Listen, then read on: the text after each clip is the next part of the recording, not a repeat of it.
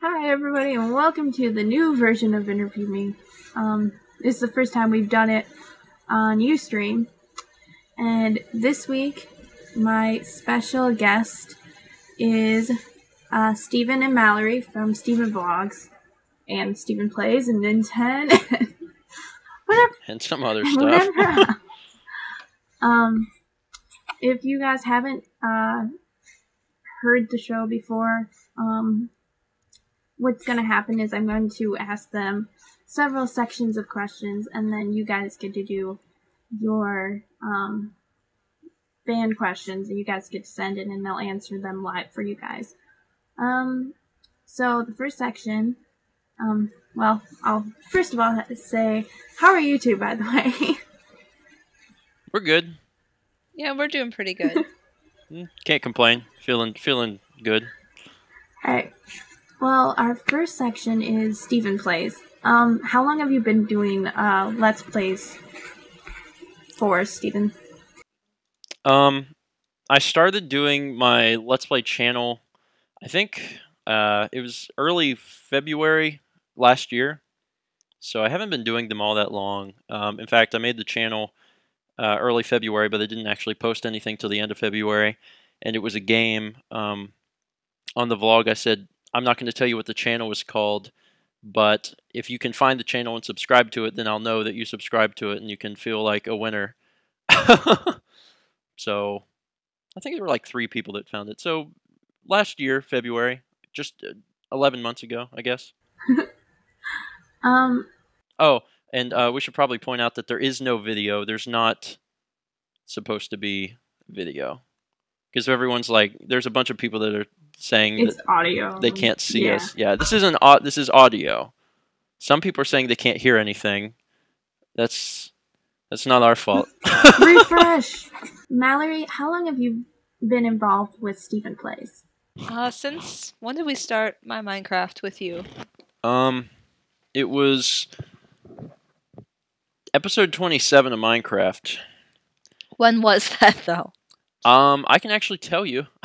I can tell you the day. It was, let's see, Minecraft 27. Mallory started July 4th. Okay. July 4th, 2011 was Mallory's first day on the job.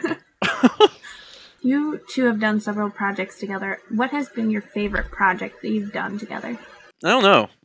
I've really enjoyed Minecraft. I think Minecraft has been a lot of fun because it is completely random. You don't know what's going to happen. So that's fun. But I think I also really enjoyed Donkey Kong Country. I think that I was pleasantly surprised through a lot of that with how good Mallory did at a game that she did not grow up with, and also how bad I sucked at it. So I think I liked Portal 2 co-op best. What is the funniest moment that you've had, either together or separate? I think it was pretty funny whenever Mal fell in the lava, or maybe it was sad. Whenever we were playing Minecraft and we're digging down next to lava, and I turn around and a creeper is there, and I'm like, yeah, blah, blah, blah. And then the creeper explodes and puts her right into the lava. She had all the diamond stuff, and I'm like, man. And I think it was probably from then on out is whenever I requested that I carry at least a majority of the diamonds. And iron and all valuables. Yeah. She's just, I'm not going to say that she's reckless, but occasionally she tends to just walk off of cliffs. She has a track record of this, so. I'm not scared. Yeah, I know. Sometimes that equals death. So. Stephen, you are currently working on a blind Let's Play of Skyrim. Yep. How's it going, and why did you choose Skyrim? I chose Skyrim because it's a game I wanted to play. When Skyrim came out, I was excited for it, and I was. Skyrim is a game that is really good for doing a blind LP of, just because it's kind of hard to mess up. I mean, it's not like doing a blind Let's Play of a Zelda game where you can go into a dungeon and have no idea what you're supposed to do and waste a lot of time. On Skyrim, you can always pretty much be doing something. So it kind of works for a blind LP. And as for how it's going, I think it's going fantastic. And the reason is, when Skyrim came out, there were about 4 bajillion Skyrim LPs. And what people do generally, especially bigger channels, is they will rush through a game and get the game done and then just start putting it online. So a lot of people had Skyrim done in like a month, and the way I decided to do it was a little different. I'm actually doing one episode at a time. So this is the first time I've ever done what I call putting the Let's Back in Let's Play, where I do an episode and I wait about 2 days for people to actually leave comments on that episode, and then I use their feedback and I use that to create the next episode, so people can actually be very, very involved with how the LP is going. If they suggest I need particular equipment, or if they want me to explore a particular place, I can actually go do that. And I think it's one of the most successful Let's Plays so far. So it also brought about Argyle, who is the best character ever. You two are working on a game together, which is going to come to an end soon, called Halo Anniversary. How did you guys choose that game to do together? I didn't get to pick. Mallory has absolutely no say in what I force her to play.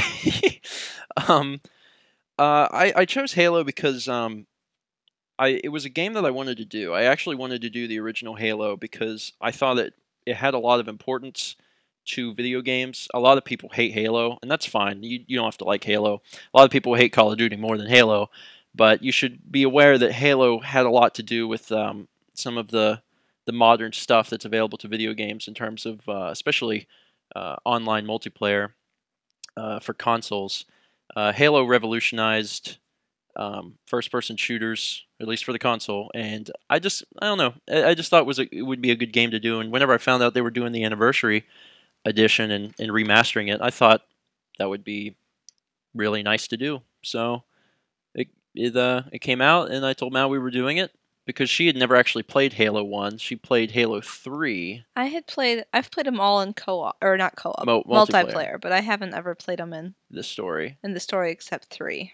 So the one thing I did is I actually didn't play through Halo to like get used to it again. Like I hadn't played we played through Halo Anniversary. I hadn't played Halo since I was about 15. So I had kind of remembered the story, but it was still somewhat new, and I had completely forgotten how bad level design was. Wow, in fact, I just got a comment that said I complained too much during the LP because every episode I just talk about how bad the level design is, but it's true. Halo is terrible level design. Anyway, but yeah, it was just kind of a game I thought everyone should appreciate and understand that it's not just this casual game that douchebags play. That everyone can enjoy Halo, and it actually is really important to video games. So that's probably my best reason. You guys are also working together on Minecraft. Is there a moment that really pops out to you as being one of your favorite moments? My favorite moment actually was when I read the news for 1.1, which just came out, that you can enchant bows. I was excited about that. I guess it's not my favorite moment, but I think one of the most exciting times was whenever Minecraft switched over to 1.8, because in 1.8 a lot happened. The structure of how seeds were generated was changing. They added villages and villagers. They added enchantments, I think, in 1.8. So New mobs. Just 1.8 was a huge change. They added mine shafts, and 1.8 I love came. mine shafts. Yeah, 1.8 came at a good time just because our Let's Play isn't focused on creative; it's focused on exploration, and for them to add this huge content pack for exploration was huge for us, because it's like, okay, great, we're running out of stuff to do in the Let's Play. Now there's a lot more stuff to do. So it actually gave us a lot of stuff that we could show on video. So is that what made you want to choose it? Because a lot of people would say Minecraft is kind of a hard game to do like a actual Let's Play on. I mean, I started doing Minecraft when it was in 1.5, which was a good deal before 1.8 came out. See, a lot of people probably don't like Minecraft because it's really hard to commentate for, because you can't you have no idea what's going to happen. I mean, you can't plan on anything. You can't, if you're playing a Mario game or Zelda game, you can practice that dungeon and you can write yourself a script of what's going to happen, and you can't do that in Minecraft. That's actually one of the reasons I like doing Minecraft, is because I don't really have a hard time coming up with commentary off the top of my head. And so it's easier than other games because you literally can't prepare. So you don't have to even bother preparing because you can't. And it's just always fresh. It's always, you have no idea what's going to happen. It's always a surprise to you. So, if a creeper falls on your head, it's not, this boss that you were going to fight in this dungeon that you can prepare for. It's like a creeper actually scared the crap out of you, and your emotion and your response is actually really real. So I think it's one of the reasons I really like Minecraft. I'm kind of sad it's ending, but at the same time, at 100 episodes, I'm ready for it to be over. So in essence, it's kind of a blind LP in a way, even though you've played it for a while. Yeah, Minecraft is definitely considered blind because you can start an episode, and whenever me and Mal start the episodes, I say, okay, here's what we're going to try to accomplish this episode. But in the course of that, you have no idea what's going to happen. Something could go completely opposite. And even if you say we're going to explore this cave, that's as far as you go, you're going to explore that cave, you have no idea what's going to happen. You can't reload saves, which is another thing that's always worried me. Because when you start playing, you start recording and you go. You can't stop and restart. So we've been lucky in that respect. We haven't ever had a huge situation where we needed to do something over. How do you choose which games you're going to LP by yourself? Well, first we come up with a list of games that we want to do. Usually, as I said earlier, I come up with the list. Mallory gives me stuff that she wants to do too. For example, she wants to do Sonic 2, and that's actually going to be the first LP that she spearheads. It's not going to be just her; it's going to be me as well. But if you're familiar with how Sonic 2 works, the second player does nothing. You can do something, but you're mostly worthless. They're terribly worthless. I get to play as Tails and do pretty much nothing. But I pretty much just make a list of games I want to do, and if they have co-op available to them, then we're going to do them co-op. Like Kirby Superstar is a really great co-op game, so I want to do that with Mal. And another a rule that is unspoken is that there always has to be one Let's Play going on that's just me, and one Let's Play going on that's me and her. As long as there's one of each, then the third Let's Play can be whatever. It doesn't really matter either one. But yeah, I just make a list, and if they're just a single player game, then I just plan to do that. Like Pokemon's coming up closer to this summer, and that's a game that people have been clamoring for me to do for a long time. They always want me to do Pokemon, and I haven't really been into it, but I finally decided I was going to give in and do it because I came up with some cool ideas. So yeah, if it's a co-op game, we do co-op. Otherwise, I do it. That's pretty much it. What was each of your first games? Well, the Genesis was my first system, and Sonic 2 came with it. So that was your first game? Mm-hmm. My first game, man, I'm sitting at Google, so I can try and figure it out. It's a tank game for I think it's called Iron Tank. Yeah, Iron Tank. Iron Tank for NES was my first video game that I ever owned. The first one I ever played was probably Super Mario Brothers or something. Iron Tank is not very good, I don't think, but as a kid, it was really hard, and I tried, and I guess you're not very good at video games when you're 2. Mallory already answered this, what her first game system was, but Stephen, what was yours? My first game system was the NES, and I got that when I was 2, which was really young for video games, but yeah, I had NES, and then that one broke, and I got another NES, and then Super Nintendo, N64, GameCube, PS2, Xbox, and then all of the ones this... handhelds? Yeah. What happened to your old NES? I sold it. Oh, okay. I was wondering where that disappeared to. I really wanted a Super Nintendo, and my parents said that I needed to sell my original Nintendo and the games, and I would be able to... And if I did that, they would help me with the money to get the Super Nintendo or something. In retrospect, it doesn't make any sense, because I get it for Christmas, so maybe I gave them the money and told them to use it to for Santa or something. I don't know. Your mom's listening. Yeah, She my can mom. tell I think you later. my mom said she was going to listen into this. So hi, Mom. Hope you're doing well. Thank you for that Super Nintendo. You put me on the road to video game stardom or whatever. I think this is the first time I've ever had somebody's parent come and listen to that. My mom is really great. She's very involved in all the content and stuff that we make. She doesn't watch the LPs. I take that back. She just started watching the LPs. She's watching the Amnesia LP, Amnesia: The Dark Descent. No. She because Mallory was telling her about it, and she said Mallory was saying that it's the first and only LP where I showed myself, and you can actually watch me get scared and stuff. And Mom was like, "Well, I'm going to watch that," so I bookmarked it for her. And I don't know what episode she's on. I think she's on like the 4th or 5th episode. So I think she made it to Deathfish, which is pretty exciting because Deathfish is hilarious. What is your favorite game series or game? My favorite game is Earthbound, and I can't say that that's my favorite series. I don't think that's fair, just because You haven't beaten Mother 1? I've never beaten Mother 1, which is Earthbound's prequel, and I've beaten Mother 3 several times, but you haven't in English. Yeah, oh man.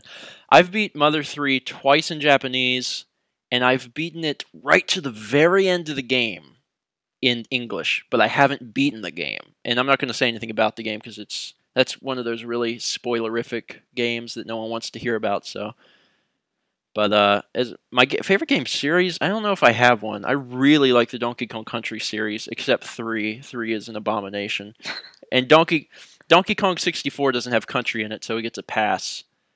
So I don't know. And Donkey Kong Country Returns was really good. So the Donkey Kong Country series, maybe if we get to skip 3. What's your favorite game, Mal? Yours is The game itself? Yeah, Mother 3. I'd probably say Mother 3. But I really didn't like Mother 1, so I can't call it a series to like the best.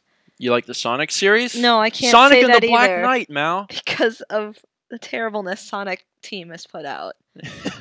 I'm pretty sure that after they made most of the 2D Sonics, they all just got drunk and high and smashed their faces into the wall and made games for several years. And except they came up for air when they made Sonic Heroes. I haven't played Sonic Heroes personally, but everyone tells me that that's one of the redeeming games where it was So not is Sonic Shuffle. Sonic Shuffle. It's like the Mario Party of Sonic. Oh. But most of the games I like are one game title, no series. Who is your inspiration to start doing LPs? Well, I don't know if I have a real inspiration. I had talked to Chug. I've been talking to Chugga Conner for a long time. We've been friends for, I guess, going on about 7 years, and I was talking to him when he was starting up his channel and when he was getting into stuff, because he actually didn't know how to hook things up. He didn't understand what he needed and how to hook things up to, record what he needed. So he actually always came to me for advice on how to hook things up, which was interesting. And so I watched his channel grow over the years, and I remember, watching it, and then he hit 100,000. It's like, holy crap, he's because I had YouTube back then too. I had a YouTube account in 2005, and I watched him grow big, and near the end of 2010, I started really considering making a Let's Play channel. Originally, it was going to be Ninten Does Let's Plays. I'm really glad I decided not to do that. But I was going to do a Let's Play channel, and I just started talking to Chugga about it, and obviously at that point he had been doing it for several years, and he gave me some tips and stuff. So I don't know if he was my inspiration exactly, but he definitely was probably the reason I really got started. It's not that I watched his Let's Plays and was like, I want to do Let's Plays now. It was just I saw how much success he had had doing Let's Plays, and it was one of those things where I was like, I can do that. So I think that was probably it. And I watch his stuff from time to time, and he watches my stuff from time to time. So I don't think either of us are like super. I don't want to say that we're not super fans of each other, because we're good friends. It's just that I don't think we spend a whole lot of time watching each other's stuff. But to be fair, I don't watch a whole lot of Let's Plays or content on YouTube or movies or TV. Really don't watch content very often. How do you decide what goes into your memorable moments? I don't actually. The fans completely decide that. There's times when we know what it's going to be. Yeah, there's times when we're done recording where we can barely finish recording, where I turn to Mal, we're just both crying, laughing because of something that somebody said or something that happened, and we know that it's going to be a memorable moments. And sometimes I'll go ahead and make it a memorable moments and actually export it as a separate file, just because I know people are going to request it. But basically, what happens is people post timestamps in the comments, and when you click the timestamp, it actually shows you in the video, what they're referencing, and everything is 100% from the fans. Whenever I get comments, I look for comments that have timestamps, and if they have a timestamp, I click it. If it's awesome, I write it down in a text file, and then every week or two, I go through and I try to make all those text files into actual separate video files, and there are so many right now. We've been really considering going to 2 memorable moments a week, or just like, I don't know, just kind of releasing them all the time or something, because there's actually way too many, and they're not really getting a chance to shine. So I don't know. We'll have to figure that out. This last question of the section has to do with one of your memorable moments. What are your feelings about the death of Fred and Bill? Fred and Bill. Fred especially. Fred was my friend, and I just wanted to have tea time, and I was inviting him into my home. I was already a little emotional because I had lost a race that I should have won, and Mallory beat my friend to death in our own home. Didn't even clean up. I have a right to defend myself. I thought it was so funny against the bed intruders. I let the zombie into the house, and I'm after someone hits a zombie, or any enemy really. If another person is there, it doesn't matter if they're there or not. So like I can actually touch the zombie and it won't hurt me. So I thought that was great, because I'm actually like rubbing up against this zombie, and I'm like, "Come on, Fred, you're my buddy." And then he only has eyes for Mallory to kill her. So that was after we finished recording that and we were done, we were laughing so hard. And I said that's going to be the most memorable moment for Minecraft ever, because it was just so funny. What made you want to start doing StephenVlogs? I originally started vlogging. My vlog started November 2009, and the reason I started it, and I remember going up to Alex and telling him this. I ran up to Alex. I was like, "Dude, Alex, like, people are doing these vlogs on YouTube, but they're not sitting in their chair in front of a computer. It's like they're actually going places and doing stuff." I was like, "I could do that. Do you think I could do that?" And he was like, "No." He said, "You're going to do it for 2 weeks and you'll be done." So at that point, it was one of those things I wanted to start it to prove it to him that I could do it longer than 2 weeks. I don't know. That's probably the main reason I started, just kind of for fun and to see if I could do it. And I guess I'm still doing it. Well, you were filming with the Sony for a while instead of the Flip. Oh man, gosh, those were dark days indeed. I had when I first started vlogging, the only thing I had was a Canon HV20, which is like a real camera. It's a HD camera. It's pretty big, and it wouldn't fit in your pocket, so I kept it in a bag. This giant bag, pretty much looks like a purse. So for the first week or so before I had the Flip, I carried around this giant purse everywhere I went. And when something would happen, I would get out this huge camcorder and film myself, and my parents thought I was crazy. The quality was good, but it was not very convenient. So I think it was like day 7 or something I finally bought the Flip. Is it weird or cool to see yourself from a while ago, like 2 years ago, and like see how far you've come? I actually had one of those weird moments the other day whenever I actually frequently rewatch old vlogs, and the way I do it is I just type in a random number, and the vlog will pop up for that day, so I can just see, kind of randomly what happened that day. And I stumbled upon the I Am Dan vlog, which is a fan favorite, where we prank Dan, or I had been pranking Dan for like 7 weeks, and I had been pranking Alex really. And I made him think that I was Dan, and I had been talking to him every night for 7 weeks. And one of the interesting things is in that vlog, it says I had reached 100 subscribers, and that was day 50 or 49 or something.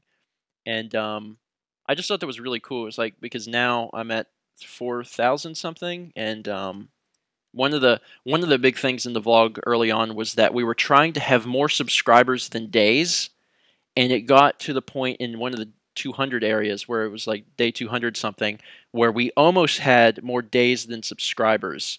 And it was like this big thing. It was like, oh man, we got to try and get more subscribers so we can keep more subscribers than days, because it was like a joke thing.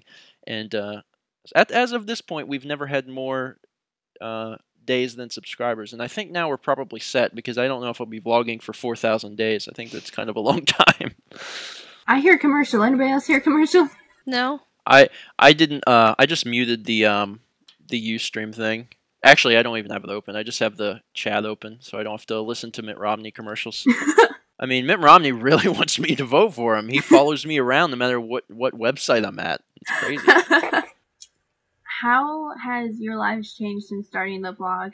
Well, what I've done hasn't really changed all that much. It's I mean, my life has changed because of the vlog, but honestly, not all that much. The biggest difference is that now I have a camera and I talk to it, and I respond to people online. I guess, I mean, obviously it's changed because, you know, this is now what I'm doing for a living, and that's different. So, I mean, in that sense, it's changed my life because I'm doing it for a living. But as far as like myself changing or what we do change, I mean, that's not really any different. Same thing with video games. I mean, we're both big gamers. We play video games. The only difference is now we play video games and put it on the internet. So, I mean, I'd say that not too much has changed. We're about the same as we were before we started. The difference is now we get to share our lives with people, so that's pretty exciting. Mallory, what has been your favorite moment of StephenVlogs? Well, I was really looking forward to the I Am Dan video when it came out. Because I was there on Skype and on AIM with Stephen every night, being like, well, it's almost midnight, I guess it's time to get on Dan's account and message Alex. Because it was sort of both of our ideas. We were like, oh, we have Dan's login, what can we do with this? So I was really waiting for the day when it came out and I could see it. Because I wasn't around. I was in Wisconsin. How do you choose? Is it the same as how you choose memorable moments? Oh, what's the best of StephenVlogs? That's also fan created. In fact, I just had a vlog whenever I was at home over Christmas break asking people to submit stuff, and it's still on my to-do list to get the playlist updated. So there's probably people that have been wondering about that, like, why hasn't it been updated? It's on my to-do list, and as soon as I can, I'm gonna update it, because it hasn't been updated since like the day 400s or something. But basically, I just make a video and ask people to submit days that they really enjoyed, and then they comment, and I don't just automatically use them. I go check them out just to make sure that someone's not just, you know, shouting a crazy day. But if days, especially if days are repeated, like if there's several people who are like, oh, you have to use this day, then I usually just do it, because obviously people really enjoyed it for whatever reasons. And sometimes it's really weird, because sometimes it's like the entire day was good, you know, like the day I proposed to Mal or the day we get married and stuff like that. But then other times it's like really wacky stuff. Like when we went to Carowinds not too recently, there's a vlog where we go to Carowinds, and for whatever reason, don't ask me why, I don't know, I decided that almost every time my dad is on camera, I would take anything he said, pause the video, and have this big flaming background behind him, and then I sang into the camera over a crazy rock guitar, and I repeat what he says. I have no idea why I do that. It's terribly confusing. I don't know why you do things either. But I mean, so sometimes those are people's favorites because, you know, just these wacky things. So, but the fans always get to choose that stuff. So someone says, "What do you think?" Are you where? There's two chats. I don't know what Ustream's trying to pull, but there's like the social stream. Oh, there's two chats? Chat. Yeah. Oh my goodness. My mind is blown. I had no idea there was two chats. I had clicked social stream. I had no idea there was a chat. Did the stuff in the social stream show up in chat as well? No. No. What the heck? That's so ridiculous. Yeah, I know. Ustream, you are a terrible company. Why would you make two chats? That doesn't make any sense. My chat doesn't like to load, apparently. Okay, well, I'm going to open up this window again so I can see both of them at the same time. What do you guys say to someone who wanted to start vlogging? Do it. It's been fun. If you're going to start vlogging, set realistic goals for yourself. Don't be like, I'm going to be a daily vlogger. I mean, you can, but know your limits, know what it is you're doing, and I mean, if you're really busy, if you have, a full-time job and also you're doing this other stuff and also you have school. I mean, if you're doing a lot of stuff, then try to be realistic with yourself. There's been a lot of people who wanted to start vlogs and asked me what to do, and I said, if you're busy, try doing something smaller. And one time Alex was on the vlog and he made the joke that he was going to start this trend called micro vlogging, and it was going to be recording 5 seconds a day and then releasing them every month. Well, someone who watches, Phase on Chaos, he actually took that to heart, and he did something really similar. He didn't do 5 seconds a day, but he just does really small snippets every day, and he releases a vlog at the end of the month. And the vlog's only like 5 to 10 minutes long, but it's actually a snapshot of his entire month. And I haven't checked it out recently, but last time I had checked, he had done like 8 months or something, so he had been, doing it. But some people release vlogs every week. There's a friend of ours who tried doing a daily vlog, and he's now doing like little clips whenever they're interesting. Now he does weekly vlogs. He records every day and releases them once a week. No, he stopped doing that. Oh, he did? He's doing the interesting thing where he films whatever's interesting and then just uploads that as the entire vlog. Okay, I mean, so there's a lot of ways to do it, but do it for yourself, definitely. Don't do it to become famous or anything like that, because, quite honestly, vlogging is not a good way to break into YouTube at all. I mean, there are a few big vloggers like Shay Carl and who's the CTFXC, and there's a few other people, and they kind of have control of the market. It's really hard to like become like a big vlogger. You can't. I don't know if that would be that. You can't do that for a living. Don't assume that you can like try to do that for a living. The only reason I'm doing YouTube is because I have several channels that can all kind of combine into making it work. If I was just doing vlogging, there's no way it would work. Even with the current audience. So you have to be huge to make it work if you're a vlogger, and do it for fun, especially because you can actually look back on things and you'll really appreciate that you filmed it.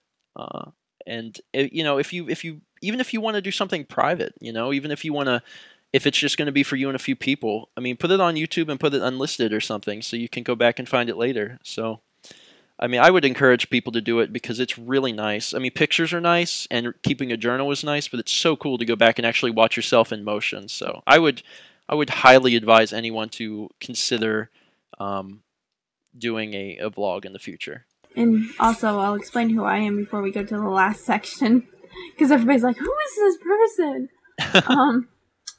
My name's Erin, and I have a show. It used to be on TalkShoe, but certain people, not to be named, Stephen, has pulled me away from TalkShoe. I've started doing my channel on here, so yeah.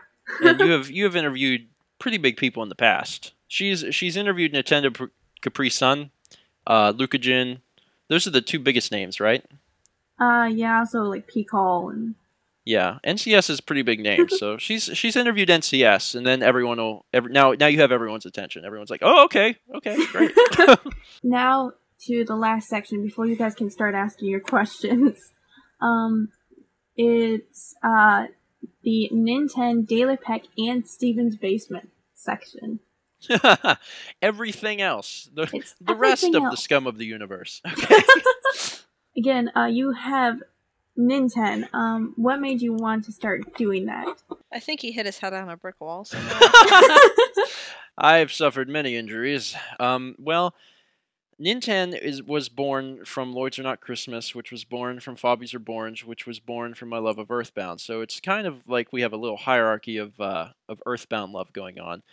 Back in 2007, I approached my buddy Ben Carignan, which I'll pronounce it like that because I think it's more fun. Benjamin Carignan, who was running a radio show on Starman.net, which is the website me and Mal met. And I said, hey, it was actually his second week that he had been on. It was only his second show. I was like, hey, dude, I got this idea.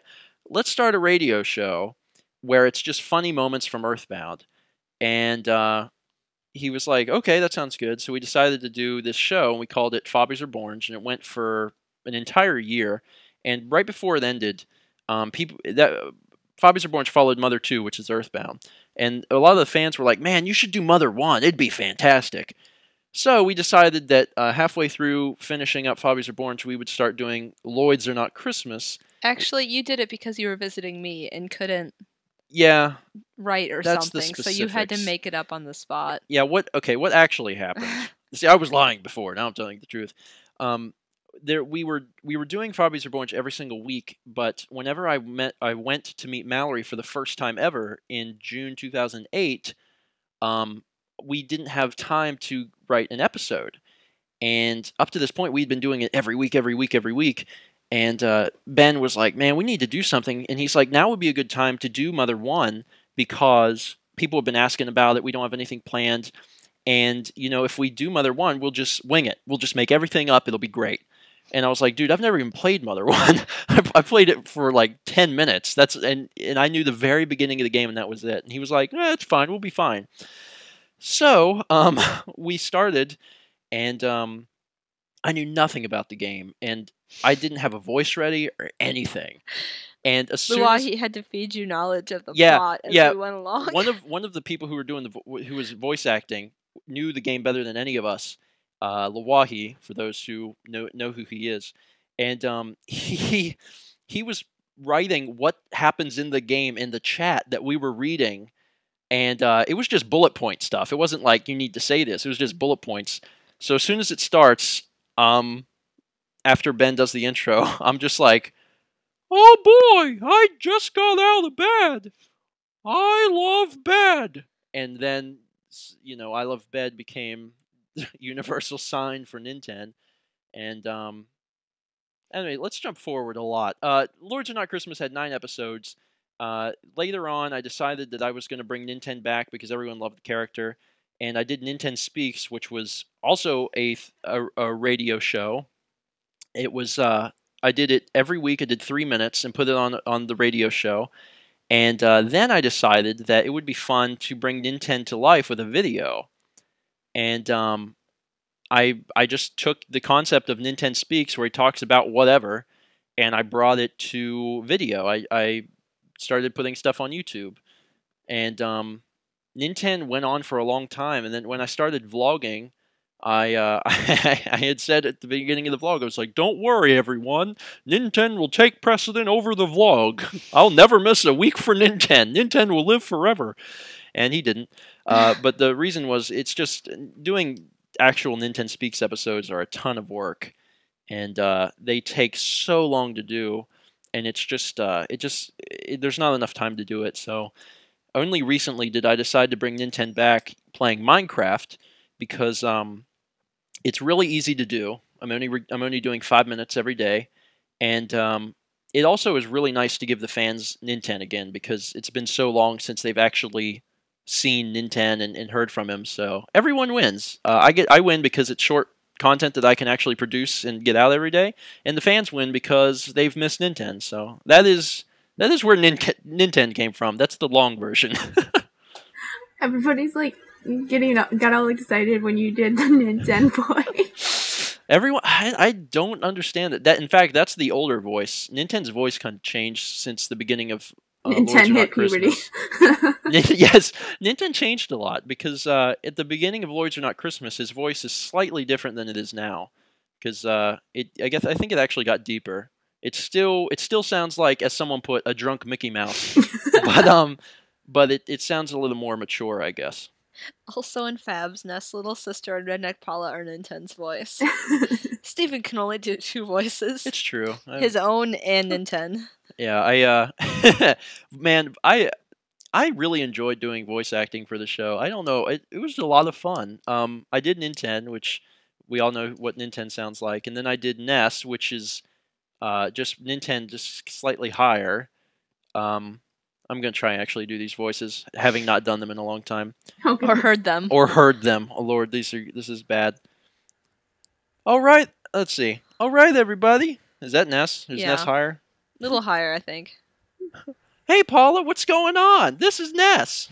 That's too high. Is it too high? It's getting Yeah, an it's been Ninten. too long. I think I could probably hit Southern Paula with ease, though. Well, all right, Daddy. What we gonna do today? We're gonna do some trout fishing here today. I sure do love the trout fish. Nom nom nom nom nom. That's Southern Paula.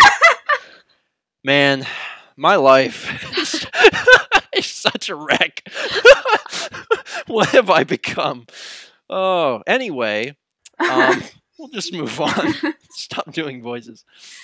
Daily Pack is also another big channel that you have control over. What made you want to do that channel based on like different card series? Daily Pack was an idea I had near the end of school, near the end of my senior year in college.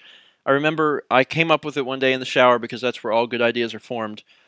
I got out of the shower and I was like, Dan, dude, this idea is great. And he was like, please put on some clothes. And I was like, oh, sorry. So after I got clothes on, I sat down and talked to Dan about this idea. And he thought it was a pretty cool idea. I ran it by Alex. Alex hated it, but that's pretty kind of the way Alex is. And it was in my head for a long time, but it didn't get to come out until that summer. Basically, for those who don't know what Daily Pack is, it's a channel, youtube.com/dailypack, where I open a pack of cards every day, hence the word pack of cards, daily pack. And in order to get the channel started, I bought a booster box, which is 36 packs of the latest Magic the Gathering set, because me and Mal are both big Magic the Gathering players. I bought the cards, we filmed them all, we did all the editing, we got them up, and then we asked people from that point on, we said, we can't afford to continue buying packs for the channel, because we can't. I mean, a booster box is over $100, or about $100, and we wanted to get the channel started, but we would need donation packs. We called them sponsored packs, and the way we did that is, when people send in packs, we actually advertise their YouTube channel.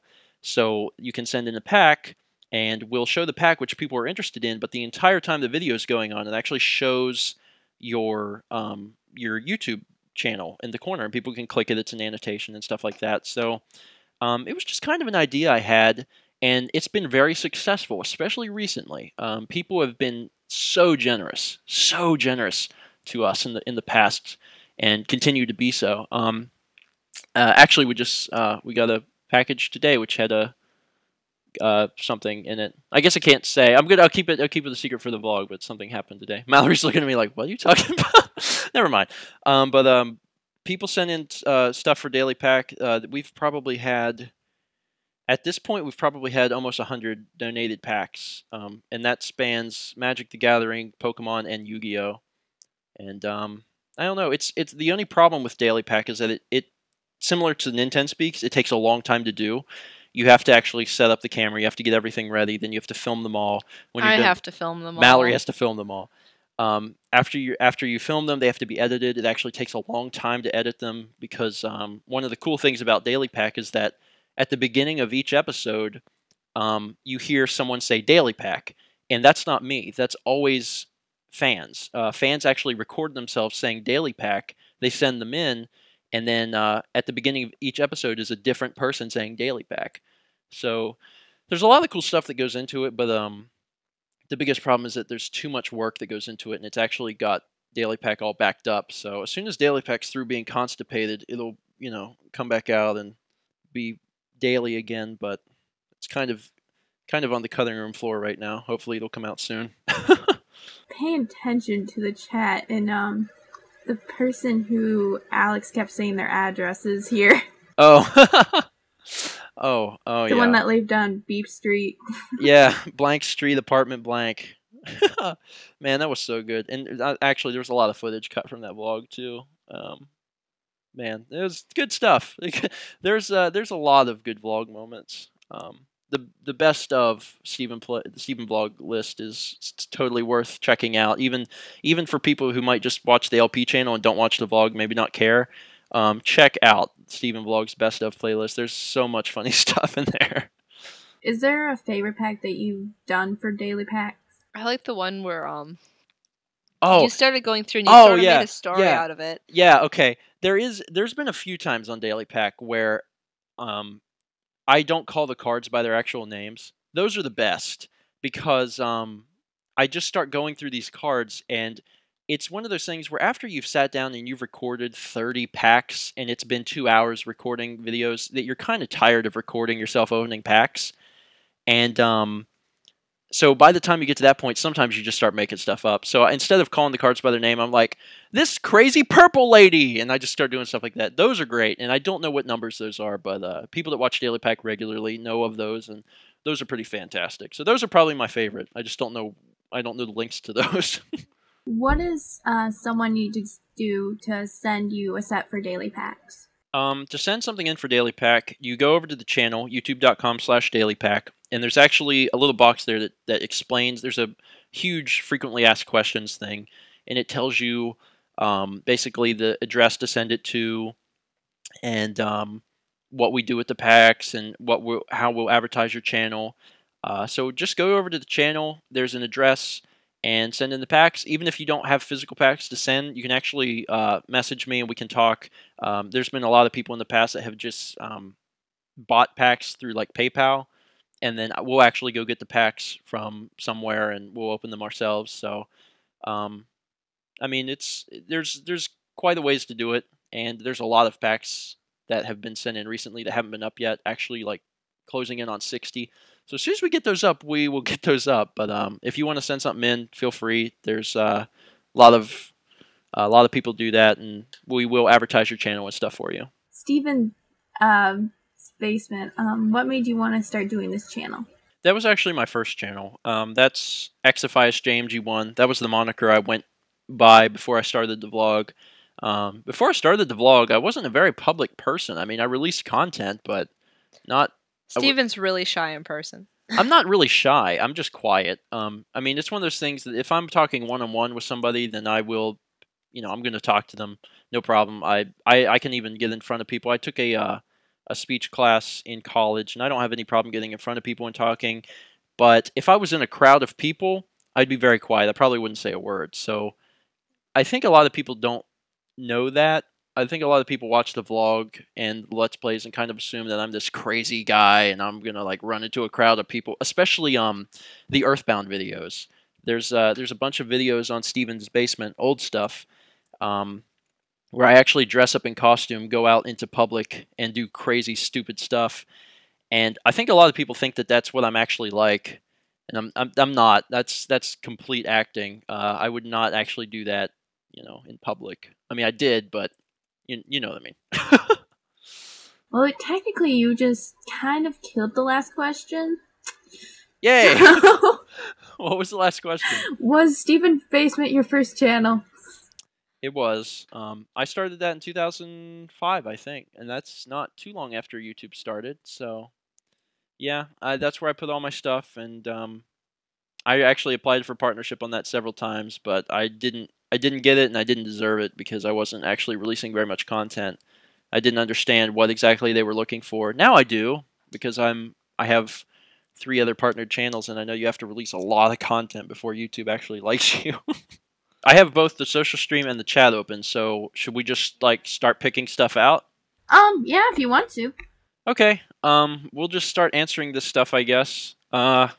Okay, crap. This is actually bad. There's so many things coming in. All right, you guys are going to have to be aware that there's a lot of questions coming in, and we're going to try and answer as absolutely many as we can. But if you notice that we're skipping your question, just ask it again. I don't know. Let's see. Where did they actually start up here? I'm trying to scroll up. Okay, here's what I'm going to do. I'm going to completely disacknowledge everything that's been asked because the thing is scrolling so fast and I can't scroll back up. I'm going to start at the bottom. Toon Wolflink 418 asks, Stephen, how do you get away with filming in stores/restaurants? He doesn't. No one really ever bothers us. No one's ever bothered us. The only thing I make sure that I don't do is I make sure that there's no music playing in the background, and the reason for that is simply copyright. So I make sure that you can't hear any music, and as long as you can't hear any music, then I'm pretty good. And even if you hear music, as long as the identification system doesn't figure out what it is, I mean, then you're okay. But that's how I get away with it. It's just, you just kind of do it. No one's ever really approached him and been like, "What are you doing?" The only time I ever got approached in public for filming was a time I Family's Revenge? probably deserved it. I was filming a very big video when I was in high school called A Family's Revenge, and me and some of my friends went into Kroger and were filming like part of the movie in Kroger, and we never got permission or anything. And the manager came up and wanted to talk to us, and that was interesting. But we kept the footage, and we just told them that we were dumb kids and we didn't know, even though we did, and we left. So we had what we needed for the movie, so it was great. Actually, it was funny because as soon as we left, we went out into the parking lot and kept filming because there was more to film. Anyway, it was for a class. It was an assignment. That's what we'll say of it. Okay. Once again, I'm just going to keep. I know it's not fair to people to skip questions, but to be quite honest, there's so many things popping up that it's really hard. So just bear with me. I'm trying to be fair, and I will promise I'll try to get to all your questions. So let's see. Spasm Boy says, "So Stephen, what do you think about stabbing baby dolls and throwing them down the hallway?" That is a reference to an old vlog. I showed that one to my dad and he hated it. He was like, "Why would they do that? That is awful." Really? Uh-huh. Oh god, it's hilarious. And I don't know what vlog day that is, so everyone be awesome. Go figure out what vlog day we stab the baby, or Alex stabs the baby, and post it in the chat so everyone can go check that out later. I don't think it's remember. like 15. It's really early. It's not 15. I wasn't back at school till 25? 30 something. Yeah. But someone will post that. Motherfan42 asks, "Are you a brony?" No. I mean, I don't have anything against bronies. I don't think Stephen has ever even seen My Little Pony in any sense, even the old ones. I mean, I know of it, obviously. You can't even use the internet anymore without being, exposed to, My Little Pony Friendship is Magic. But I've never actually watched the show. I've heard really good things about it. And it's not something I'm opposed to watching. It's just I've never gotten around to it. But I'm not a brony. I've never seen the show. I don't have anything against bronies. Bronies to me are like furries in the sense that I don't understand them, but I don't have a problem with it. So, that's kind of how I think about it. The vlog day is 42. Now you have to ask yourself if this is necessary. Okay, yeah. Day 42, stabs the baby. So everyone check out 42 after this is all over because it's pretty hilarious. I'm going to just grab some more random ones. Chili, 6501. Stephen, did you get the cards I made of Ness, Paula, Pooh, Jeff, and Y-Juice? I haven't gotten anything yet. We have some mail, but we haven't opened it. So possibly? I don't know. Let's see. Are you from Connecticut? Are you from Norwalk, Connecticut? Because if so, then yeah, we got you covered. We just haven't opened it yet. Just haven't opened it yet, although it's probably going to be on the vlog for like Thursday. So just bear with me as I'm rearranging time. Let's see. Twilight King 2727. If you could have any video game power-up, which would you use and why would you use it? If you could make a power-up, what would it be able to do? Oh lord, I don't know. A video game power-up? I've always thought invisibility would be awesome. I think that would be really neat. Although really, anyone who says they want invisibility is just using it for terrible means of so in fact I'm gonna change my answer to flying. I want to fly because that way I'm not putting myself in the position to never mind. Mallory?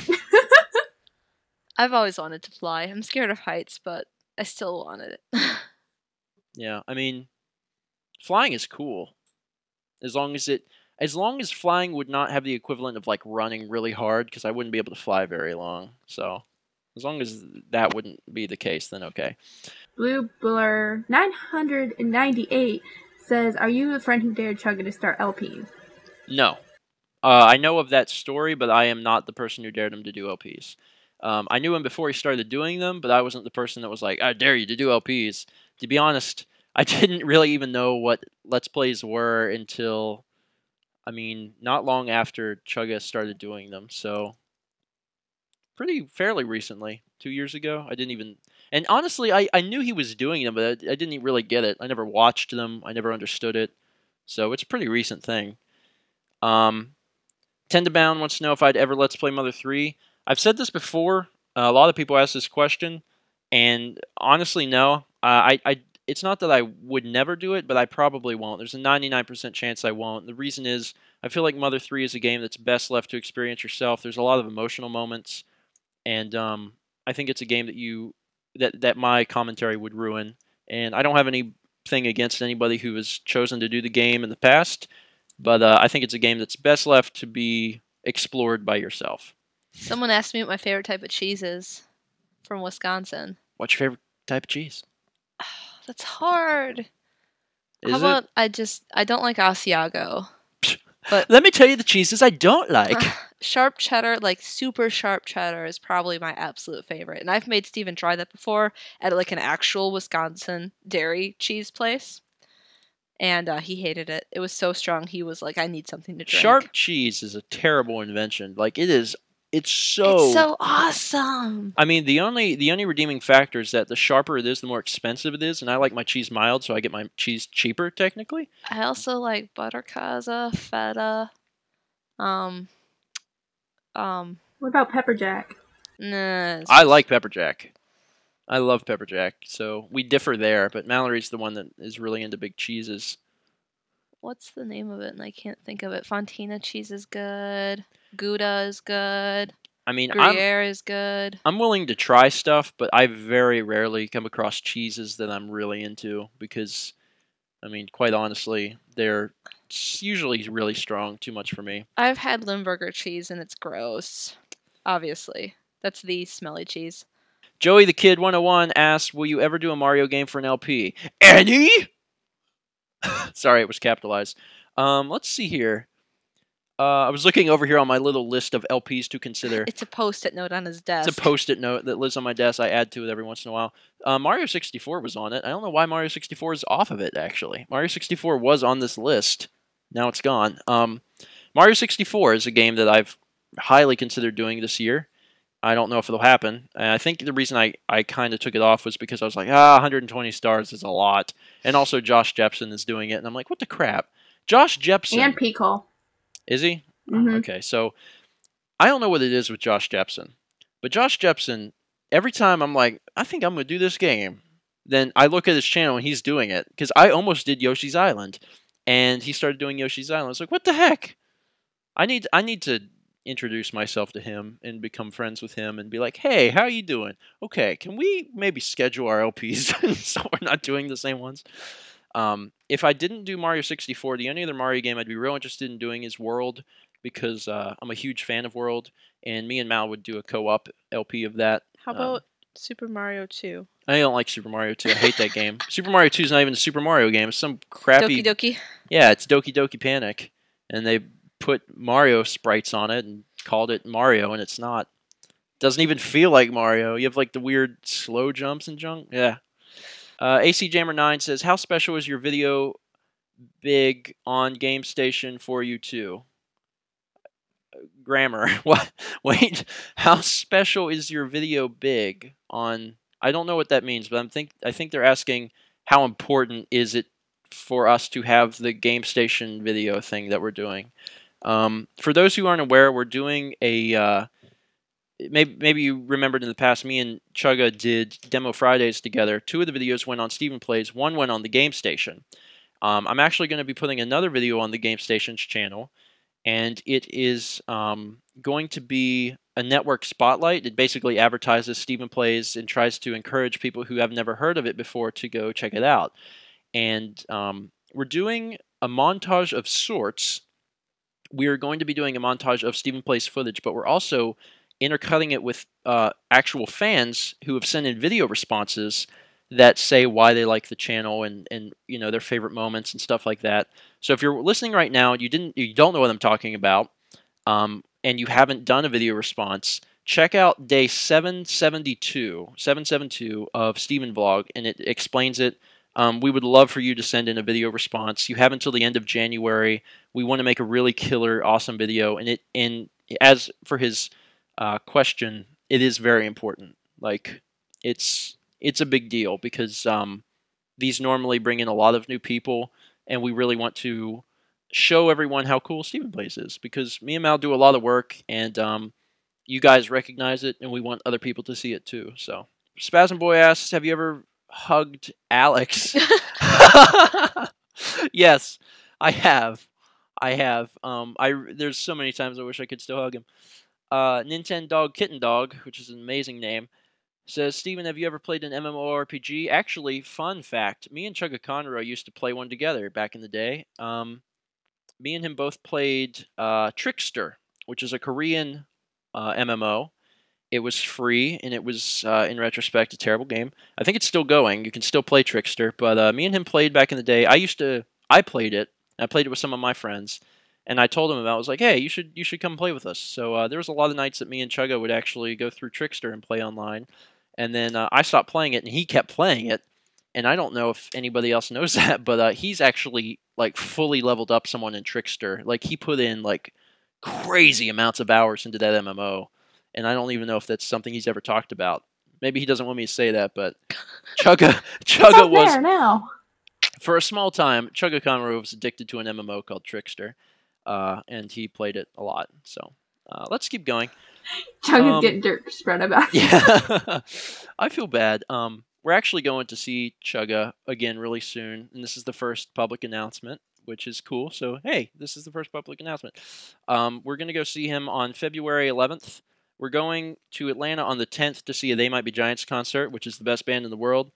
And on the way back to Columbia, we're going to stop in at Location Unknown and see Chugga. So we're going to see Chugga on the 11th. Probably have lunch or dinner or something, and just see what he's up to. Anyway. Relentless Microsoft said, hey, Stephen, have you used the copy of Terraria I sent you in Mal?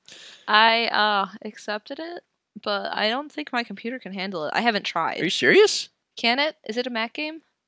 No, it's for Windows. Oh, well, then I can't do it at all. Oh, really? Yes. You don't have Windows installed? Mm-mm. Oh, well, we got to get Mal a copy of Windows. I have a copy. I probably have several copies of Windows. No, I'm not even talking about legal copies. I'm actually legit.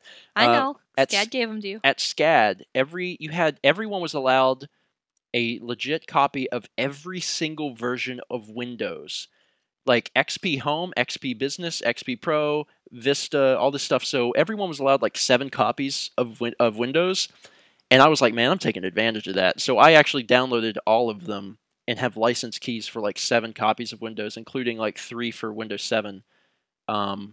So it's crazy. I have Windows copies coming out of my Windows. It's funny, kind of. GT Rio 1 says, what is you and Mal's favorite candy? Kit Kats. I like Three Musketeers. We both prefer baked things like cookies and cakes and like homemade things. Hey, Stephen, will you do the peanut butter jelly time dance on vlog for me? Spasm boy. No. I would do the dance, but not the music. I think it's actually copyrighted, which is insane. But the people that did it originally got it copyrighted because it became such a big thing. What's you guys' favorite food?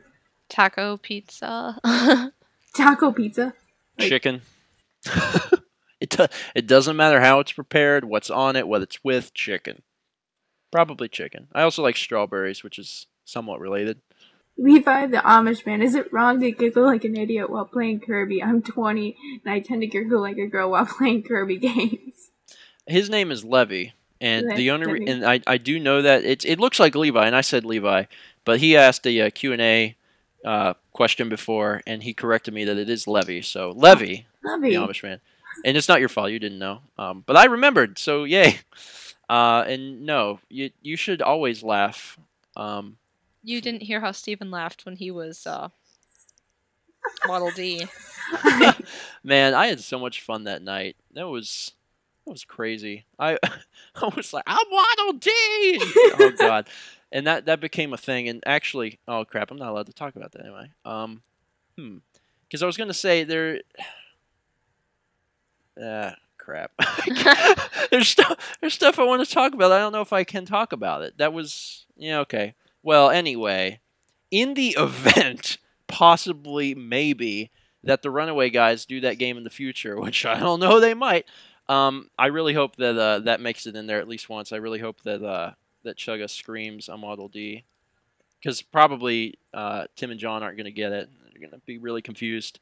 Tim kind of threw one of their things that they were going to do under the bus when I interviewed him. Oh, really? Yeah, he's like, oh yeah, we're going to do this game, and it's actually on my YouTube. That's not, well, I'll just go ahead and say it. It's one of the games that they were thinking about doing. It's not planned. But if they're ever alluding to something, then yeah, they were considering doing Kirby's Return to Dreamland. So, sorry, Chugga, didn't mean to ruin your life. Can we answer Treviso 25's question? Treviso 25 said, in the Earthbound Halloween Pumpkinhead video, where did those people take you to? Now we're getting questions for old stuff. There's an old video on Stephen's Basement called, I think it's just called Pumpkinhead, or something like that. And at the end of the video, I'm walking around Savannah with a pumpkin on my head, something from Earthbound, and a hearse comes by and picks me up and takes me away. Alex is filming. Alex is filming. It's not planned. And the video ends that way. So everyone wants to know what happens. Basically, the hearse took me around the corner and brought me back. The only problem is when I came back, Alex was gone. So Alex left, I guess because he just didn't know what happened. And I called him, and he was back at the dorm. He's like, dude, I don't know where you went, so I left. So, yeah, that's what happened. Just so you know. One asked about your scholarship. How did you get it and how excited you were? And someone said if you did not do video editing, what would you do for a job? Oh, gosh. Real questions. So, sorry, what was the first one? You had a partial scholarship to SCAD. How did you get it, and how excited were you when you got it? Okay. At any school you go to, because I know there's probably, from what I gather, there's a pretty good portion of the vlog and Let's Play audience that are still in high school. Go to college if you can. If you can, I would say if you can afford it, but that you don't even have to afford it. You can.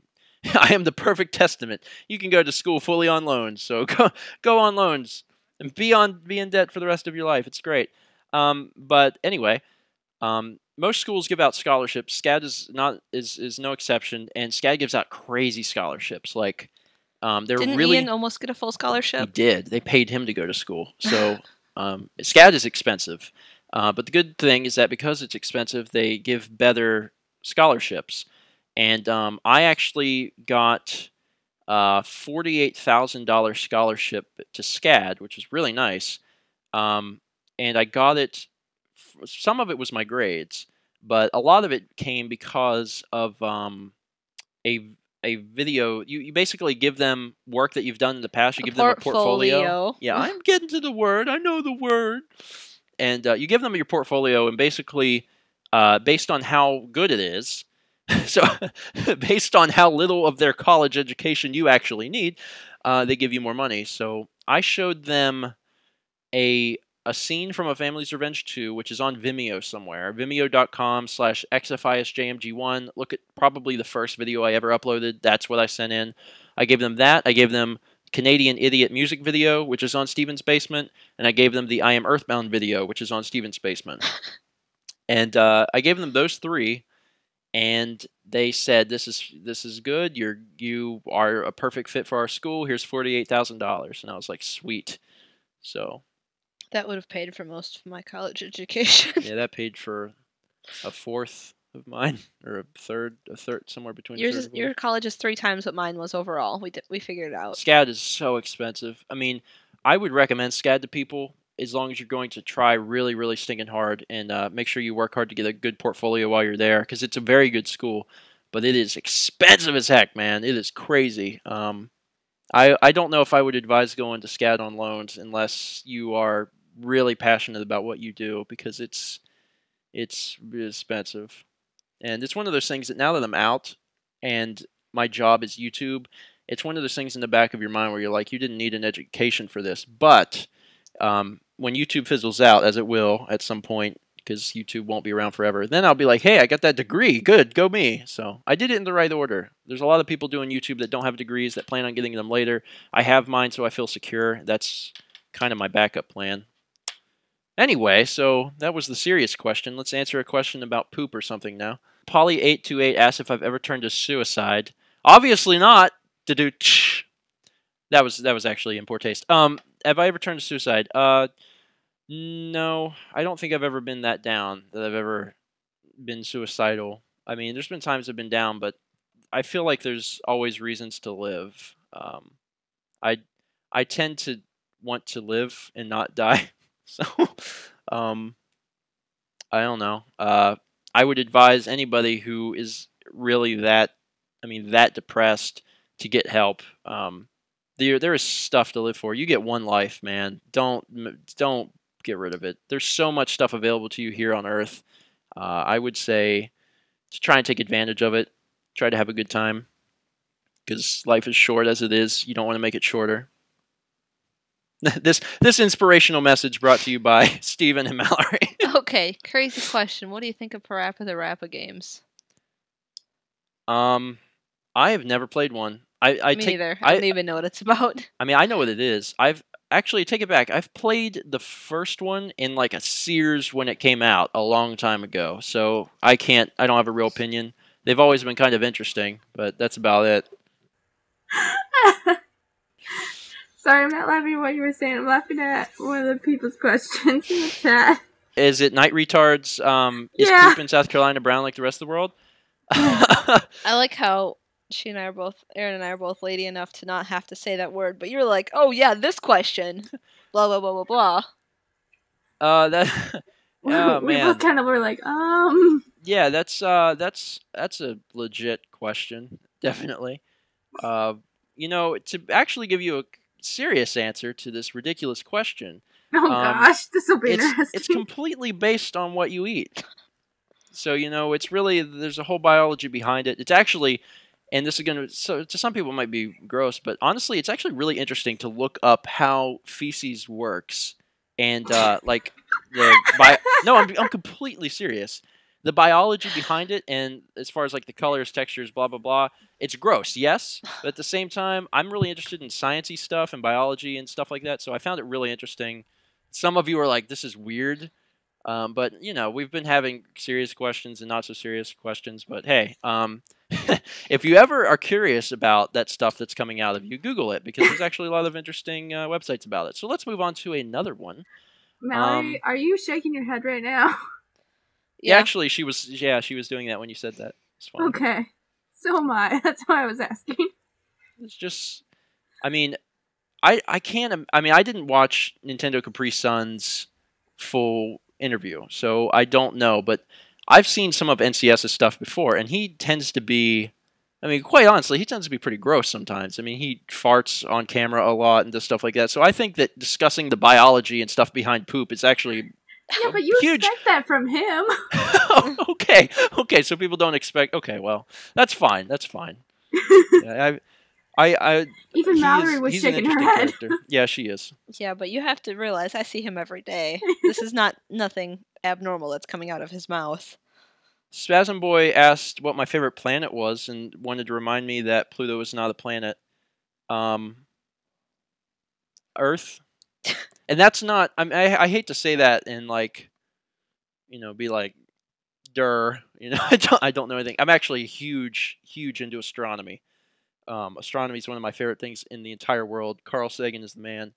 And my favorite planet is Venus, because Sailor Venus was my favorite. Okay, so you don't have a legit answer either. Excellent. Earth. I like Earth because Earth supports life, and we've been searching desperately for another planet to support life. There are the moons. Jupiter? Yeah. Europa, I think, is the one in particular. I think Europa is the one that is frozen, and underneath is liquid water, and liquid water is the soup for life. And there's a lot of speculation that Europa may house life, and that's exciting. That's exciting, especially because that's something we should see in our lifetime. Pluto's cool, though. And the reason Pluto's going to be really cool is in summer 2015. For those who aren't aware, I think in 2007 or 8, we sent a shuttle out to Pluto. And it's going to take a long time to get there. It's actually going to take until 2015. But summer 2015, we're actually going to get our first real pictures of Pluto. And that's terribly exciting to me, that I'm actually going to get to see Pluto in my lifetime. So there's a lot to learn about. Astronomy is awesome. So whenever I say Earth, I'm not saying that uneducated wildly. I'm just... Steven's just thrilled my little sister's an astronomy major. Oh man, Sorry. I love talking to Carly about stuff like that. It's fun. She sends me her papers, and I read her papers sometimes. So I'm big into astronomy. I like it. I think it's fun. Anyway, we'll move Someone on. says, Mallory, do you have any funny stories from your class at the school you teach? Oh Lord. They're more funny, sad. And I'm not going to go into them because I have some very, very sweet students and I have some very, very awful students. And I have a lot of little students. I'll just do this as a general one. A lot of my pre-K, kindergarten, and some of my first graders. They call me Mrs. Art. They don't know my name. They just call me Mrs. Art because they know I teach art. And then the one of them that remembers will be like, no, that's not her name. It's Mrs. Weir. And they're like, all right, Mrs. Weir. How you like my picture? Aw, so cute. She has interesting stories indeed. She's got a lot of battle stories, really. Yeah, I get battle stories. Yeah, I don't know if we should go into that, but we'll just keep going. 8bit16's question, he'd asked 2 and I only answered 1. His other question was, if I didn't do video editing at SCAD, what would I do for a job? I don't know. This, still, I guess, really. I mean, I've always had an interest in video, so even if I hadn't done video at SCAD, I'd probably still be in the same situation right now. Maybe, possibly. But if I had gone to SCAD and I didn't do video editing, my second choice was graphic design. Really, really big into graphics, really big into web design. I don't do it as much now as I used to. I still use Photoshop every day because just, various stuff for the vlog and LP and the channels. But I would probably be a graphic designer. But I'd probably still be doing the vlog. But yeah, you actually considered changing to graphic design in college. Yeah. You talked about it to what's-his-face that was your advisor. Yeah, there was times that because actually once I got into SCAD and I started doing video, I realized very quickly that a lot of SCAD is about getting you into the industry. And it didn't take me a whole lot of time to realize I didn't want to be in the industry. I didn't like the industry. I didn't want to make Hollywood movies. I didn't like just everything about that. I saw myself as being more of a family man and being able to have a 9-to-5 job or something where I'm working at like a new studio, coming home to Mao and actually being able to, have dinner with my wife and play video games. I didn't really want to be gone all the time working on movies. And YouTube's really helped me be able to actually do that and kind of do what I wanted to do. So I don't know. I'm a big fan of the way I did things because SCAD's path is to teach you how to do stuff for the industry, and that's great if that's what you want to do. If you want to make Hollywood movies, get yourself to SCAD because they'll teach you. I was on a lot of sets that were legit.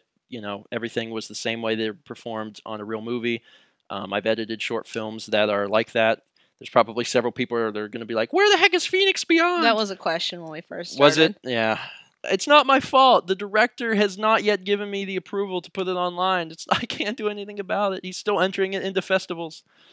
So anyway. That's where Phoenix Beyond is. Yeah, Phoenix Beyond is in festivals. There you go. If you want to see Phoenix Beyond, find out where it's going to be in festivals and go to a festival and see it. Erin, do you want to pick a question? Yeah, you do it.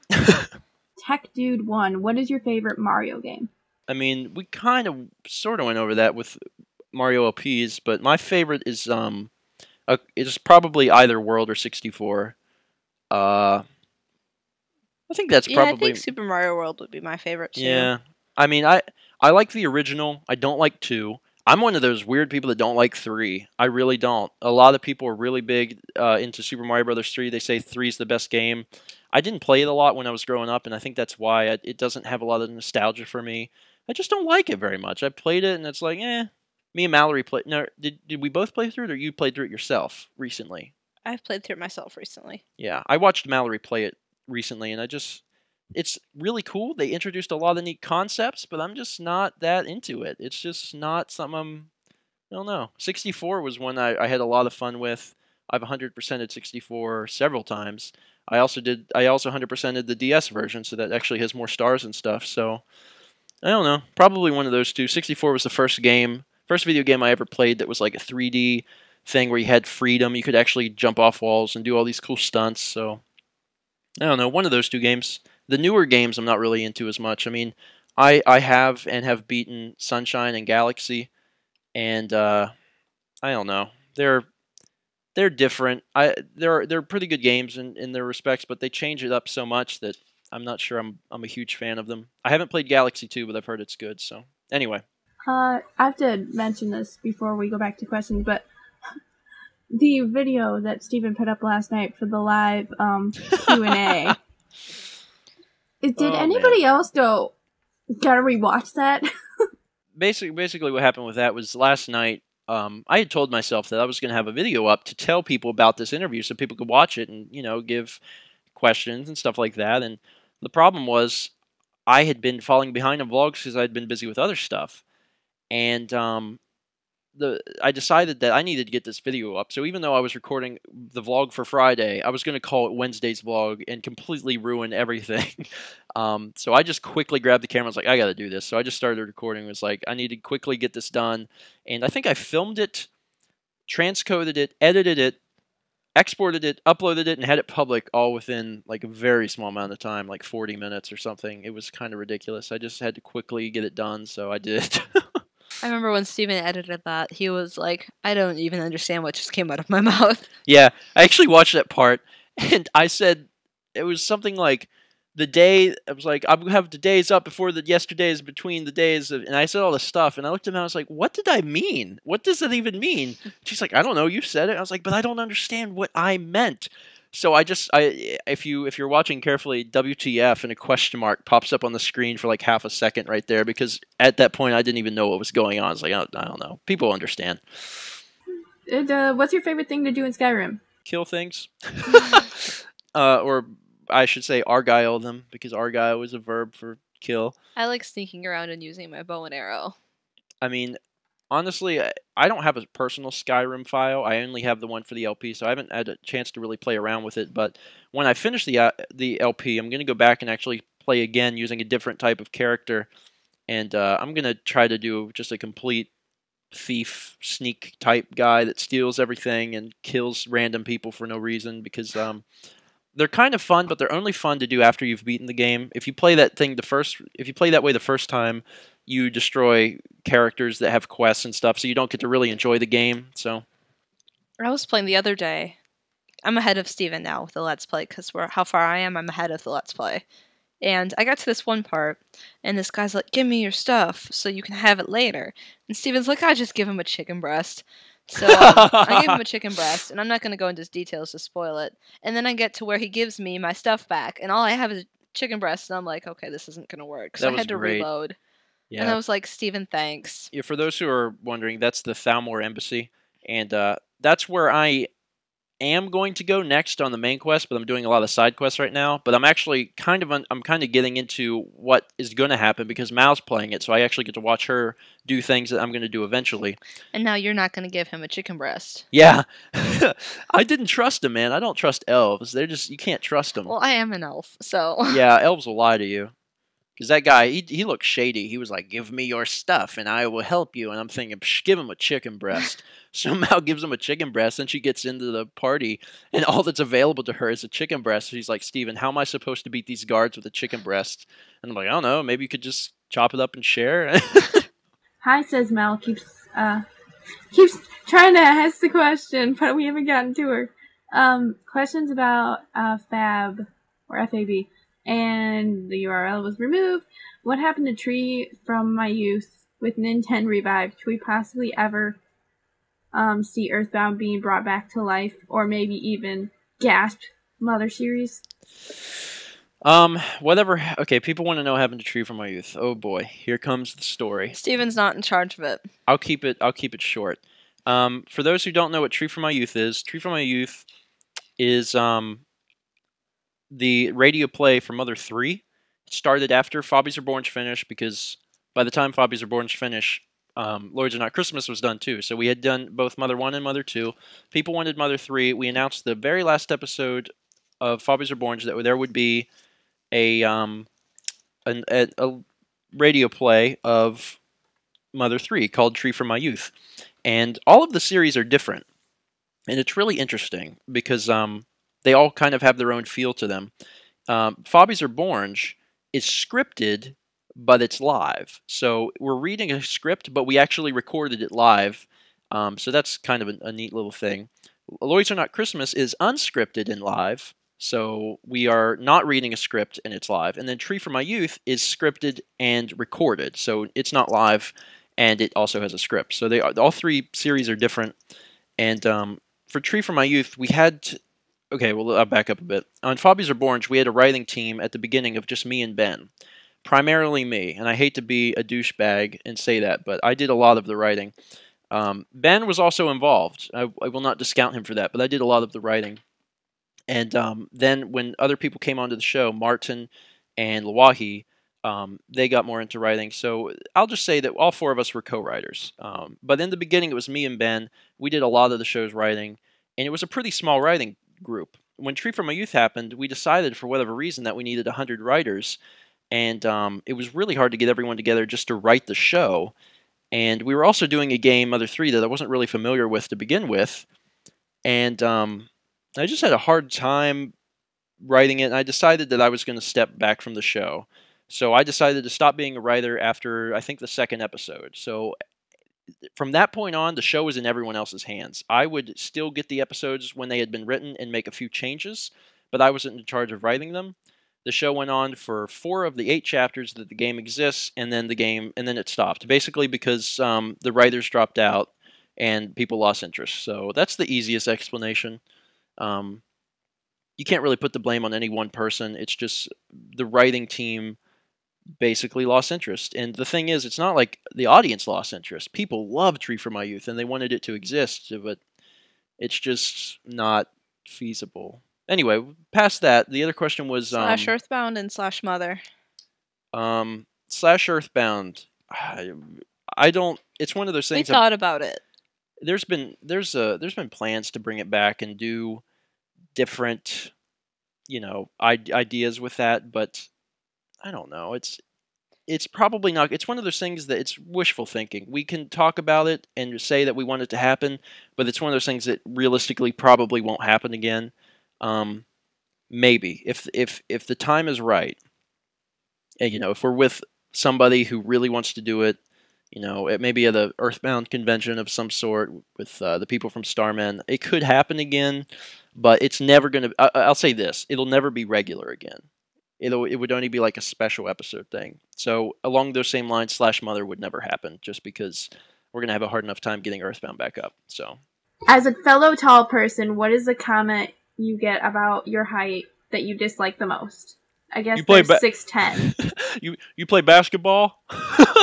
What's the thing one of my 4th graders said to you when you came for our 4th grade play? I think she'd asked, do you know you're tall? And I guess that's the kind of question you get from a 4th grader. And I was like, I've heard that before. Thank you very much. All my life I've been asked, do I play basketball? And I always respond, no, I don't like sports. I'm a computer guy. I work on the computer. I do videos and stuff like that. I'm not into sports. That's what I get the most. I've hit my head on doors. Actually, the front door of my parents' house it's not a regular sized door. There's something severely wrong with that friggin' door. It's like a mini door, and I don't know what's up with it, but I've hit my head on that door so many times. I've kind of trained myself to duck through all doors. So anytime I go through any doorway, I always slightly duck. So I try to be pretty careful in that regards, but I think anyone over 6 foot tall has those same problems, and especially once you get out to 6'6" and beyond, oh gosh, it's terrible. What's funny is your mom's probably listening right now. Yeah, Mom, it's true. And I can just imagine her sitting in the office in my parents' house laughing about it, but she knows it's true. It's true. The front door of the house is small, and there's something wrong with it, and I've hit my head on it a lot. So, do you play the Legend of Zelda series? If so, what is your favorite game in the series? Twilight Princess. I love Twilight Princess. Oh my gosh, one of the best games ever. I do like Legend of Zelda. I think there's kind of a misconception that I don't like Nintendo, because I've said in a past Q&A that I wish Nintendo would go the way of Sega. I still think that, and there's going to be people that get mad at me for that. I'm sorry. I think it's true. I really wish Nintendo would stop making consoles and make games. I feel like that would be I don't know if that would be best for them, but that would be best for me. I don't want to have to own a Nintendo console. I wish they would just make games for the PS3 and the Xbox. And there's going to be a lot of people in the chat. They're like, "What's wrong with you?"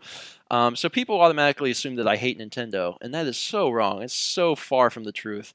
I know I haven't had all that many Nintendo LPs, so that combined with that comment makes people, think I hate them. But I grew up as a Nintendo fanboy. I mean, hardcore. Only owned Nintendo. Sega was the devil. Sony was Satan, and all this other stuff. And I only ever owned Nintendo systems. I loved first-party games. I had all the Mario games. Steven's been getting Nintendo Power since he was like 5. I've been getting Nintendo Power since I was 7 years old. Still gets it. Whenever I opened my copy of Donkey Kong Country 2, there was a little slip in there, and I decided that I wanted to get Nintendo Power, and I've been getting Nintendo Power every single month since I was 7. It still comes to the house, and I think my mom told me this. I think when we were just there in December, she was like, "Steven, do you think maybe you should stop getting the magazine or whatever? Do you still want to renew this magazine?" And I'm like, honestly, I think I'm gonna stop because I don't even read them anymore. It's actually going to my parents' house, so I love Nintendo, so we can establish that. I played all the Mario games, all the Zelda games. My first Zelda game was probably Link to the Past, and since then I've played the ones on the NES. Link to the Past is great. Link to the Past might be my favorite. Link's Awakening for the Game Boy, also spectacular game, really different. Kind of like a black sheep of the series, kind of like Wind Waker. I've played Wind Waker, but I haven't beaten it. We actually have it here at the house, at the apartment, because Mallory's going to beat it, and probably what I'm going to do is just watch her play through it, and I'll just say that I beat it. I've played a lot of the old ones. I've beaten Ocarina of Time several times. I have Majora's Mask. I got that when it came out, so I have like the gold cart and all that stuff. So I'm a big Nintendo fan, and I like, the older games. I just haven't played a lot of the new ones, really. Mal has beaten Twilight Princess several times. Both systems. For both GameCube and Wii, but I've never really played it a whole lot. I got to like the second dungeon in Twilight Princess, and I got distracted with other games, so I don't know. I still like Nintendo. It's just like I said, I really wish they would go the way of Sega and make games for other consoles, but... And there's a comment right now, Nintendo should not be a Sega. Okay. Everyone's entitled to their opinion. I didn't like the Wii. I still don't like the Wii. I think there's a few good games on the Wii, but Skyward Sword. People like Skyward Sword, and I really don't care much for the Wii as a system. I think that the PS3 and the Xbox are both way better than the Wii as far as hardware goes. I mean, literally, they're better pieces of hardware. And I don't know. I would like to see Nintendo's games in HD. Whenever I play a Wii game, I actually play it on Dolphin because I prefer it to see it in HD. And I know that there's going to be people that are like, "Oh man, you're one of those people that are like graphics are everything." It's not that. It's just if you can play a game in high definition, why would you not want to do that? Anyway, I'm done with my rant. I just want to really clarify that I don't hate Nintendo because a lot of people think I do, and I don't. But I have to get that out of the way. Anyway, we can continue now. What is your favorite generation of Pokemon? That's funny. The original, 150.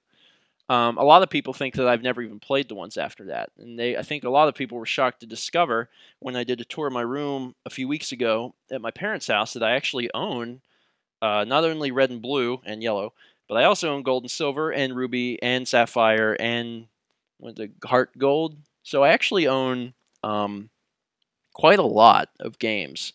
And I'm familiar with the series past the 150, and I've played all the games and I've beaten the games. I just don't care for them as much. And I'm sure that they're better games. I think that Gold and Silver are probably the pinnacle of the series in terms of being actual good games, especially letting you go back to Kanto. That's friggin' awesome. That was the best thing ever, which I actually didn't know about until I was like 20. But I would say the original 150 I have the most nostalgic feelings for them because I had both red and blue. I got them the day they came out, which was excellent. and I put in about 200 hours into Red, and I actually got all the Pokemon, and I got them legit. I got a Mew legit because Toys R Us was doing a promotion where if you brought in your game, they would give you Mew. So I have a real Mew, and I actually caught all 151 Pokemon. I think the last one I got was Jolteon because it's hard to get the evolutions of Eevee because you have to actually trade with a third game, and I had to find someone who would actually give me a Jolteon. But I actually got them all. I was pretty excited, and you can go to I think Professor Oak or something, and it actually says somewhere in the game that you completed the Pokedex. Anyway, so I'm a fan of the original, and that's actually why I'm doing Leaf Green for my LP, is because I want to do the original ones. It's the game I'm most comfortable with, and I don't really plan on practicing that LP because I haven't played Pokemon in a long time, and I want to relive some of that magic because I haven't. So it's gonna, in a way, kind of be blind, sort of, kind of. I think it's gonna be good. I think I'm gonna probably get confused and not realize some of the changes between Red Blue and Leaf Green and Fire Red, but it'll probably be all right. I'm excited to do it. This question keeps getting scrolled up every single time it gets to it. Are you a fan of anime? I'm not. I don't know if I'd call myself an anime fan. I don't dislike anime. I like Trigun, Trigun and Dragon Ball Z, which I guess Dragon Ball Z is kind of, you don't have to be a fan of anime to like Dragon Ball Z. Every middle school kid ever has loved Dragon Ball Z, and all the people that still like Dragon Ball Z in high school are like, but you can like it in high school too, right? No. No, I'm kidding.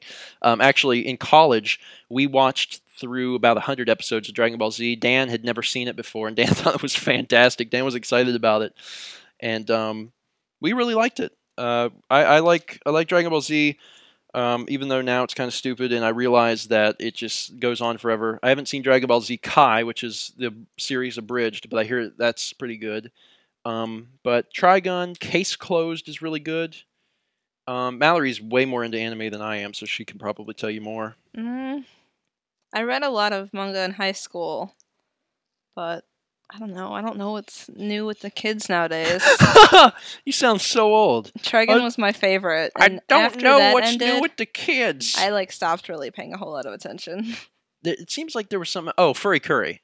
Furry Curry is a must for anybody, whether they're an anime fan or not. I think it's on Netflix right now, and it's in HD. It's only 6 episodes. It's worth checking out. It's crazy, but it's good. It has the Pillows in it, which is probably my favorite Japanese band. So you could clarify that with the only Japanese band you know. Yeah, actually, it's probably the only Japanese band I know. But yeah, that's all we really know about anime, I'd say. Do you think Minecraft will ever come up to other platforms? If it does, do you think this will benefit the sales of the game? And what would your view on this be?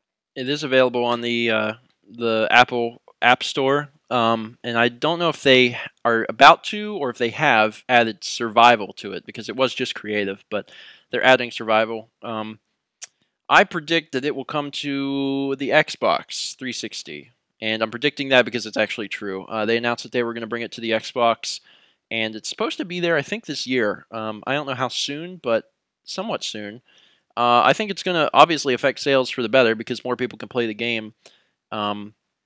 It's weird because so many people already have Minecraft and play it, but you know, if they haven't already played it, then I think it would be good. I won't be getting it because I have it for the computer, and I don't think it's going to be as good on the Xbox simply because one of the things about Minecraft making it so fun on PC is that you can use mods and things like that. I don't think it's going to completely ruin the game not having access to that, but I think that plays into it a little bit.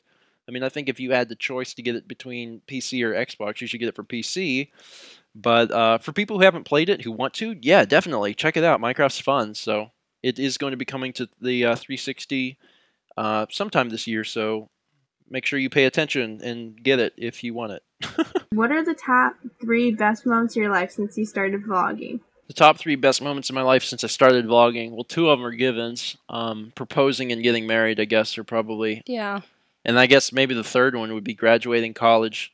Those are like the ones that you kind of assume are going to be the answers. Maybe people want like different answers, like fun answers. But honestly,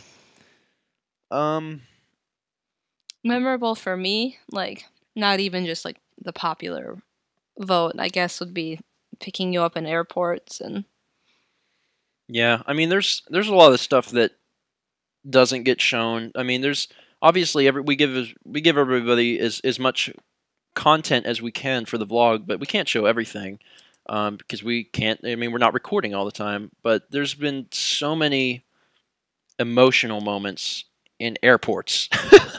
Just Mhm. either saying hello or saying goodbye is either the most joyous thing in the world or the hardest thing in the world. And I think my favorite thing ever is that I'll never have to say goodbye to Mao again, because it's awful to say goodbye to someone, especially when she was actually spending entire summers with me, and to say goodbye to that's so hard. That's not fun at all, especially when you know you're not going to even see that person for like 4 or 5 months. Mhm. So I know personally when you asked Mal to marry you, it was like so emotional watching. And like, I don't get teary eyed easily, but like I did get teary eyed for that. I'm like, oh, that's so cute. Because the reaction on her face was like, you could see how much joy there was in her eyes and everything like that. that was a fun day. She knew I was going to propose, and I knew she was going to say yes, but she didn't know I was going to propose that day. She thought it was going to be like 2 weeks later or something, because where we got the ring from one of our friends in Chicago, who's a jeweler, and we were gonna go to a convention, and she was gonna be there. So Mal just kind of assumed, and I led her to believe that I was gonna get the ring from her in person, and obviously that wasn't the case. I had her mail it to me ahead of time, so she was just definitely sure that she wasn't going to get proposed to until after this particular date, and it happened like 2 weeks before that. So she was freaking out. She was pretty excited. Do you get Brawl working on the Dolphin emulator? No. I mean, I haven't tried it for Windows. For those who aren't aware, a few months ago on the vlog, I had talked about doing a Brawl LP, and we were going to do Subspace Emissary, me and Mal. And I was going to do it on Dolphin because, let's be honest, like I said earlier, games look better on Dolphin. So I actually ripped my Brawl disc and got it working on my Mac. It works fine. It works 60 FPS, but there's this weird texture issue. Apparently, from what I've read, it's only on Mac. And if you get it working on Windows, then you won't have that problem. So I haven't tried that. I can only assume that it'll work. But that LP was put on hold because even though I was planning on doing it, I talked to Chugga one day, and Chugga was like, actually, he's like, in a few months, we're going to be doing Brawl. And I'm like, you gotta be kidding me. I'm going to do Brawl, and you can't compete with Runaway Guys. I mean, they're Runaway Guys. So I told him, I was like, listen, we're not going to do Brawl. We're going to have to wait. So I think they're still going through the game now, actually. So it's one of those things, if it happens this year, it's going to be late this year. I try to wait 6 months between doing an LP that another big name has done. If it's a small person, it's not too big of an issue because there's a lot of LP channels on YouTube right now, and a lot of them are doing games, but you can't really compete with, Josh Jepson or something like that, because even though you hope that people are going to watch for your commentary, it's not always the case. People sometimes watch for the game, so you don't want to be doing an LP that's being done by the Runaway Guys. That's kind of YouTube suicide in a sense. Somebody asked earlier if you would ever consider being on the Runaway Guys. If I would ever be on the Runaway Guys, well, you have to be invited is the thing. You can't just be like, I'm going to be on the Runaway Guys. Emil has told me that, what exactly has he said? I don't know. He said he didn't formally invite me to be on the thing, be on the show. He said that they were thinking about doing an LP in the future that would require a lot of guests, and that I would be maybe a guest on that LP, and that would give me a chance to meet both Tim and John, and then depending on how Tim and John felt, they would decide who would be the next guest star on their LPs. So it's pretty much like a thumbs up from Emil. He's fine, but I don't know Tim and John, so I think it's one of those situations where they want to use it as an opportunity to see how my commentary would work with theirs. Tim telling the poop jokes and me telling the biology of the poop jokes. So I think it'd work actually really well. But I think the biggest thing is I'm limited by travel. It'd have to be nearby, because... Well, one of them live somewhere nearby to where we have a place to stay, so... Yeah, I mean, if I could, drive there and it wouldn't be too far away, I would do that because they fly all over the country and meet each other and record in different places. So, as long as I wouldn't have to do that, because I can't afford to do that, then it would be a consideration for me. So, if I can, then I definitely will take them up on the offer. But it's just a matter of them figuring out what's next and when they're going to do that. And Triforce Saturn's question is, have I gotten Trine 2 yet? Because he remembers me saying I like Trine, and we're considering maybe doing an LP of it.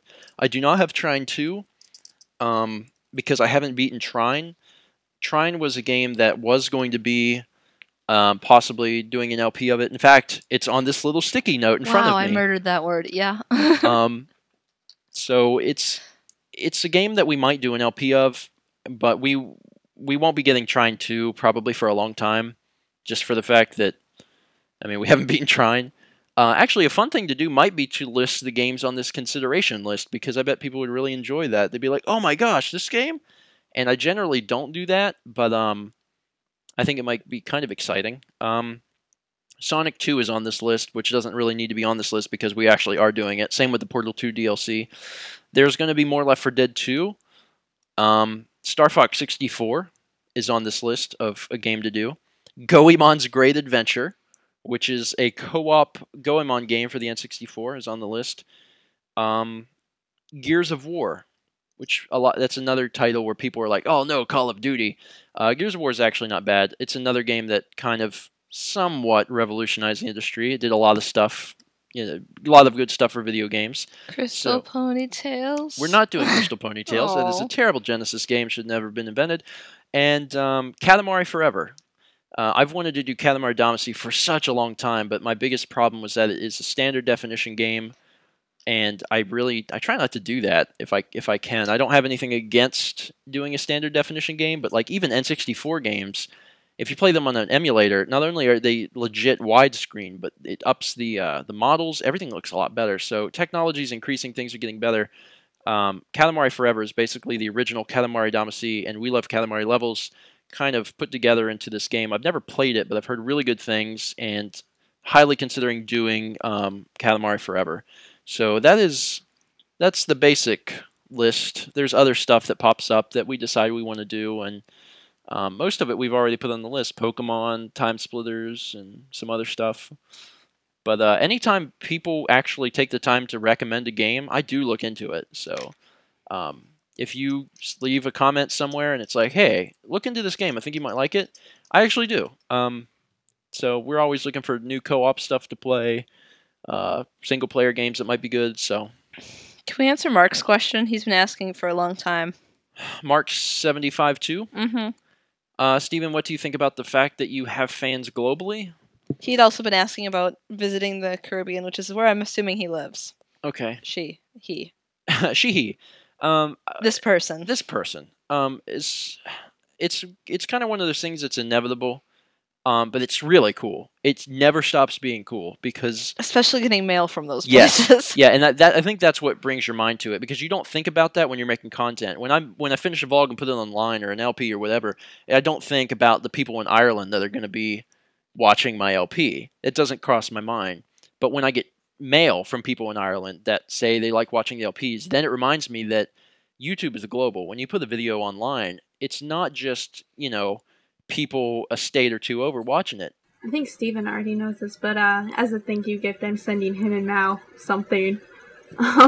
This is new to me. Yeah. Surprise! I'm sending you guys something, so. Well, thank you. As a thank you for coming on the show. Stephen, what's your parents' name? Steve and Deborah. Stephen, what's your favorite movie? Ace Ventura: When Nature Calls. Stephen, what is your... No. My favorite movie is Ace Ventura: When Nature Calls. The best movie is Shawshank Redemption. Completely different. Even though Shawshank Redemption is the best movie, it's not my favorite. Even though Ace Ventura is my favorite, it's not the best. Okay. Stephen, what is your opinion on the Metal Gear Solid series? It is a good game. I haven't played through all the games. I still have to get through them all. I've never beaten Metal Gear Solid 1. I've only ever beaten Metal Gear Solid 3, played a lot of 2, never played 4. Looking forward to playing 4 because we now have a PS3. But I've loved what I've played of the series, anxious to play more. Stephen, I am a starter LPer. What would you recommend me? What would you recommend to play as a game? Don't ask anybody what game to play. If you are starting out as an LPer, you need to be the one that decides the game that you play, because your first LP needs to be a game that you know, and preferably something shorter, because you want to do a short game to make sure you finish the LP, because there's lots of people that start LPs and never finish them. It's probably because they choose games like, Mario or Zelda, something fairly long. Choose a shorter game. My first game was Portal. Portal was 9 episodes. Probably could have finished it in about 5. So do shorter ones. Keep your episodes short. Do about 10 minutes or maybe even less. And the reason is when you're starting doing commentary, it's harder because you're not used to doing that. Or maybe you are. Maybe you're in some kind of improv group. I don't know. So if you do shorter amounts of time, it's easier. So I would recommend doing shorter episodes. And make sure you do a game that you know, because you want to have a lot to talk about. And if you know stuff about the game, you'll be able to talk about it. And also, if it's a game you like, that's going to come out in your voice. And that needs to. Whenever people are watching you play a game, they don't want you to be, bored. Because then they're going to be bored. Then they're not going to watch your videos. So play games that you actually like. If you're thinking about doing a video game because people are really into it, but you hate it, don't do it. That's awful. Don't do a game that you hate. Don't do it just for... You're rambling. Well, I'm okay, but I'm just trying to make a point, and that's how you start doing LPs. There you go. Sorry, I just quick answered a bunch of questions. Yeah, and now we have a whole nother page. There's so many. What's your favorite LP so far? My favorite LP so far? That's hard. Quick, go. Well, I mean, Donkey Kong Country has been a really fun one. I really like doing Earthbound because I got to play my favorite game ever. Minecraft is probably a lot of fun to me just because it's always Next random. question. Can you do a video on your recording setup? Oh my setup? god, okay. Yeah, CX-Man asks, can you do a video on your recording setup? I kind of did. There's one of the recent vlogs is called Cable Talk, and it kind of shows it. So... Watch that vlog. Next question. What is your opinion on SOPA and Peepa bills? Maybe that's Pippa. SOPA is bad. Peepa bad. I mean, it's one of those issues where it's going to hurt the internet. What are you laughing about? Just keep going. No, what are you laughing? No, what's so funny? Keep going. I mean, my opinion on the SOPA bill has mostly been one of the... basically, it's for good, but the way that it's worded is bad, and it's going to hurt a lot of people. I don't know, it may hurt me. But it's also one of those things that there's not a whole lot you can do. You can voice your opinion by signing a petition and doing stuff like that, but in the end, we're going to see what happens, basically. And make sure you are active. If you haven't signed... there is a petition for it. I think it's maybe Stop SOPA or something. You just go to Google and type in Stop SOPA. Make sure that you have your name on there, so you have voiced your opinion. But in the end, it's going to be up to the government. So we're going to see what happens. And I think it's one of those things that when you read it, you can't help but think it's not going to happen, this couldn't possibly happen. But it might, I don't know. And if you don't know what it is, go to Google. If you had a choice, would you change your life at all?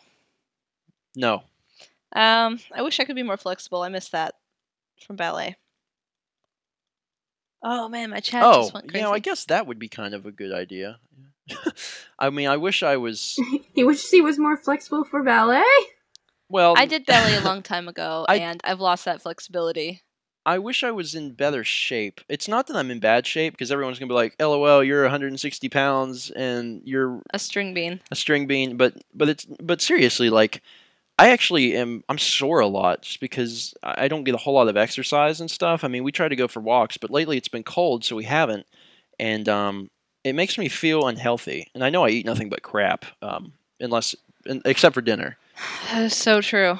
I eat, man, you should see what just sits next to my desk, like bags of chips and pretzels. I eat candy. So I'm not, I'm really not the most healthy person in the world, and I don't exercise very often. I'd really like to change that. And I also dress like a UPS man. Wait. I want to mention that your version of cold, it is 21 degrees here. Yeah, it's what was it today, Mal? Today was pretty chilly. Not too bad. I don't know. Pull up the weather. Yeah, the weather thing's always wrong though. It says it's today's high was 54 and it was pretty chilly. We have a freeze warning tonight, supposedly. I'm not a fan of the weather unless it has to be about 70 before it's okay. Otherwise it's not good. My chat messed up, so now I am starting over from the top of the new list. Excellent. What's our favorite Sonic game? 2. Generations, actually. Generations. I miss my old Sonic 2. Generations is amazing. Unleashed is really good if you play only some of the game. Is Mallory doing a solo LP soon? I'd love to see her do Tulip or some other game she likes. I would probably pick Okage because not many people have heard of it, and it's something crazy that has a feel of Earthbound to me when I played it. Although it's terrible quality. If I could play that game in HD, it'd look so much better because you can hardly see what's going on. There are emulators for PS2 that I've looked into a little bit, but it's just not as straightforward and easy as Dolphin. As you can tell, I'm not against emulators at all. I'm against piracy. Don't kill the video game industry. Support developers and buy games. Buy new when you can. I mean, obviously, if you can't afford it, then you don't beat yourself up for that. You know, buy used. I like saving money too, but don't download games. Don't do that. That's bad. But emulators themselves are great. Being able to play Wii games in HD like they should be, I mean, that's great. Dolphin is great. Emulators are good to allow people to play classic games. I actually have a lot of views on that stuff, but I'm not going to go into it. Did it ever scare you putting so much information about yourself online? Nope. You've had people show up to random things trying to meet you a few times now. Yeah, that was one time was before we even knew each other. Yeah, and another time someone tried to show up where we worked over the summer, but they went to the wrong one. Yeah, that actually has happened before. Funny stories. Back when I did Ninten Speaks regularly, this family was on vacation, and their kids were fans of Ninten Speaks. It was 2 daughters. One was like, I don't know, 13 and 10 or something, and they really loved Ninten. And they were watching the videos, and they went on vacation to Myrtle Beach, and we were working at Carrabba's at the time, and it was before we were vlogging. It had to have been because I would have talked about it, and I didn't. So they actually came and went to the Carrabba's and tried to find us to say hello and meet us. We were working that night. And we were working, but they went to the wrong one. There's 3 Carrabba's on the same road in Myrtle Beach, and they went to the wrong one. And he messaged me when they got back to Virginia and told me all this, and I was blown away that someone was actually like trying to. It wasn't creepy. It wasn't. Yeah. It was really sweet, but it was also kind of a realization that even though I thought Ninten was pretty small, there was people coming, from Virginia trying to meet us. But I actually ended up making a special episode for them, for the kids, because I thought it was really neat. And it's hidden. If you go to Google and you type in Ninten Speaks hidden episode or secret episode, or... I think it's hidden. Or lost? Lost episode, yeah. If you go to Google and type in Ninten Speaks lost episode, you will find a special episode of Ninten Speaks most of you probably never seen before. And it's not directed to anything but these girls, so it doesn't make a whole lot of sense. Anyway. Jonatron28 has a good question. Stephen, when I looked at the schedule, I saw that there was a Portal Co-op number 12. Is this a mistake, or is it continuing? It's continuing. Early March, Portal Co-op is back because there is a DLC pack, and me and Mao are going back through the game. So, and CX Man said, why not do Time Splitters on Dolphin? I tried. It doesn't work. Our favorite set in Magic? I miss 2010. Eldrazi is the best. Is one of the best sets for limited. Just because it's so fun, getting huge creatures. Zendikar is fun and limited. I don't like Innistrad. for limited. I lost every time I played. We're really like machine gunning the questions now. I know. Also, AC Jammer keeps asking this question. We tried to answer it, but we didn't finish all of it. We answered the first part. He also asked, can you check your YouTube inbox tonight? I check it pretty much every day, so I'll get to it. Have you ever played Minecraft online game? It's Minecraft. Minecraft. Okay, I will look into that. This is actually a pretty good opportunity to let people know how it is I answer questions that people give to me. I get a lot of messages and comments, and I do have a rule for myself where I do respond to everybody, but I don't respond every day. I try to get to as many people as I can, but I usually get backed up. I try to get to you within a week. So if you send me a message on YouTube, within a week you'll probably get a response. But there's a lot of people who message me, and then like a few hours later they message me again, and they're like, "Hey, you didn't respond to my message, so I'm sending you again." And I'm like, it's not that I'm ignoring you. It's that it's going to take some time to have time to actually go through and answer these. So random Alley says, who do you favor in the presidential election? Colbert. Is he running now? Did he announce is, it? No, but he is up apparently in the polls for South Carolina Republican. Amazing. That's coming up. I would vote for Colbert. Whatever's going on. There was just an article on CNN about him being in the election. And it was supposed to be like this troll article that someone wrote that was like, we cannot allow this person to run who has such points as... I don't remember, but they were just like quoting things from his show that are obviously very, very inappropriate for a candidate to say. And the whole article was written so that it sounded like someone was believing that Colbert was a real person running for the presidency. That's funny. Yeah, we don't answer questions about politics just because it's one of those things that just doesn't matter. But I'm not voting for Mitt Romney. After all the heads you see. Because Mitt Romney friggin' bombards me every time I get online. I mean, and the thing is, even if it's not real Mitt Romney on Ustream, it's fake Mitt Romney. How many ads on YouTube have I seen now where it starts and the guy's like, I'm fake Mitt Romney. I'm like, Mitt Romney, get away from me. It doesn't matter if you're real or fake. Just stay away. What the crap, man? Yeah, we don't deal with politics. Me and Mal aren't really big into politics. Superman should be the president. Q&A session brought to you by Mitt Romney. Yeah, I know. God, actually, I hope that it doesn't. I'm not on the Ustream page, so I really hope that it doesn't continually like play that ad for them because that would be terrible. It'd be awful.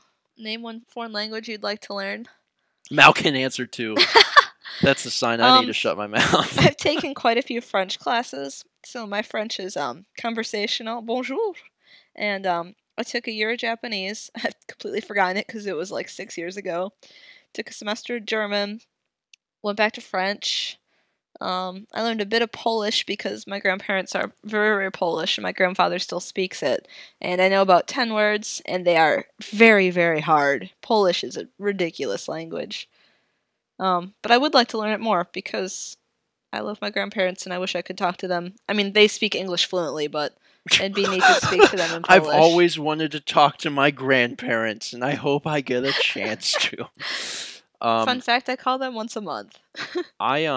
I took 3.5 years of Spanish, and you don't remember anything. And the only thing I really remember is like put a cheeseburger in my pants or something what? Yeah, I mean, I seriously don't remember very much. It's not that I had a bad teacher; it's that the class I was in was terrible, and she had a really hard time teaching us because your class was very difficult. My class was just so bad. She didn't really have a chance to teach.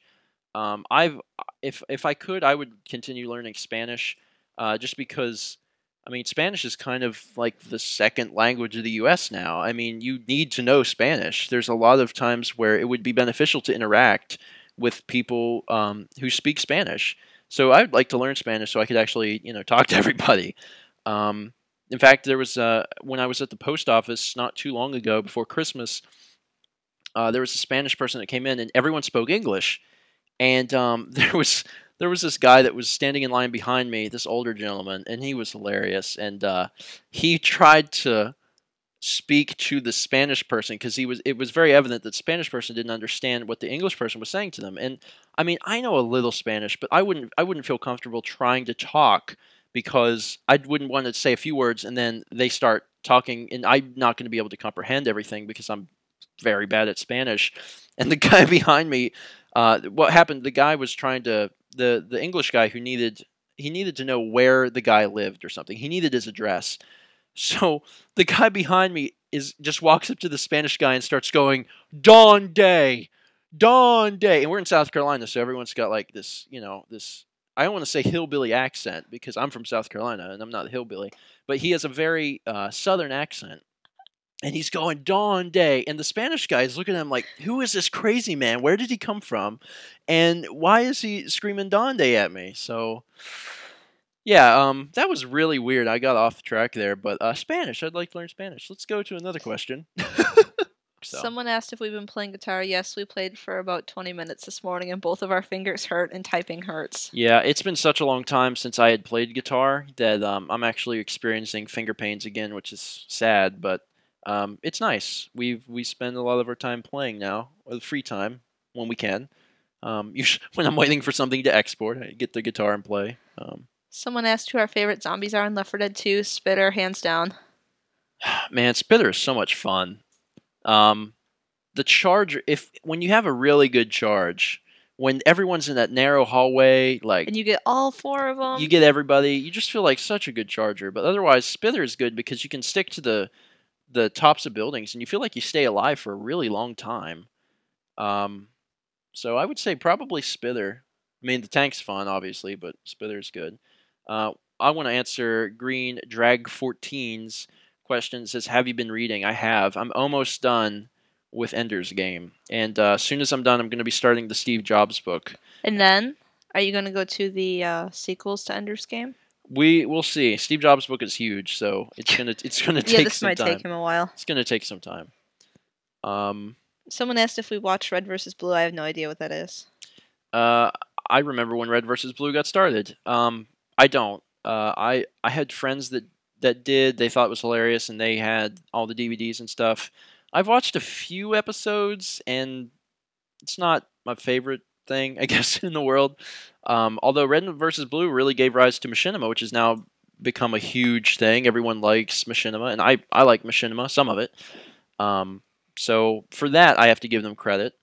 It's not that there wasn't machinima before Red vs. Blue, but Red vs. Blue really popularized it, so, I mean, that's something. But I've seen it a bit, and I don't know, it's not that I don't like it, it's just I'm not super into it. Someone asked what style of art I prefer, traditional or digital. I'm trained in both.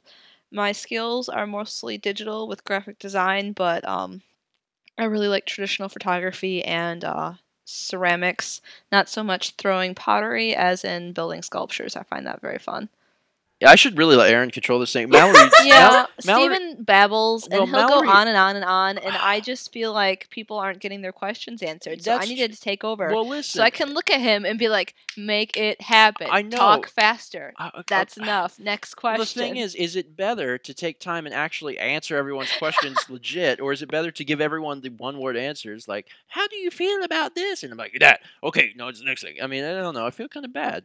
Because this is the first live Q&A we've ever done, and it's... And isn't it your first interview you've ever done, too? Yeah, actually, this is the first lots of things. Actually, 2 things. It's kind of a lot. Erin, you take back over so Mallory will stop yelling at me.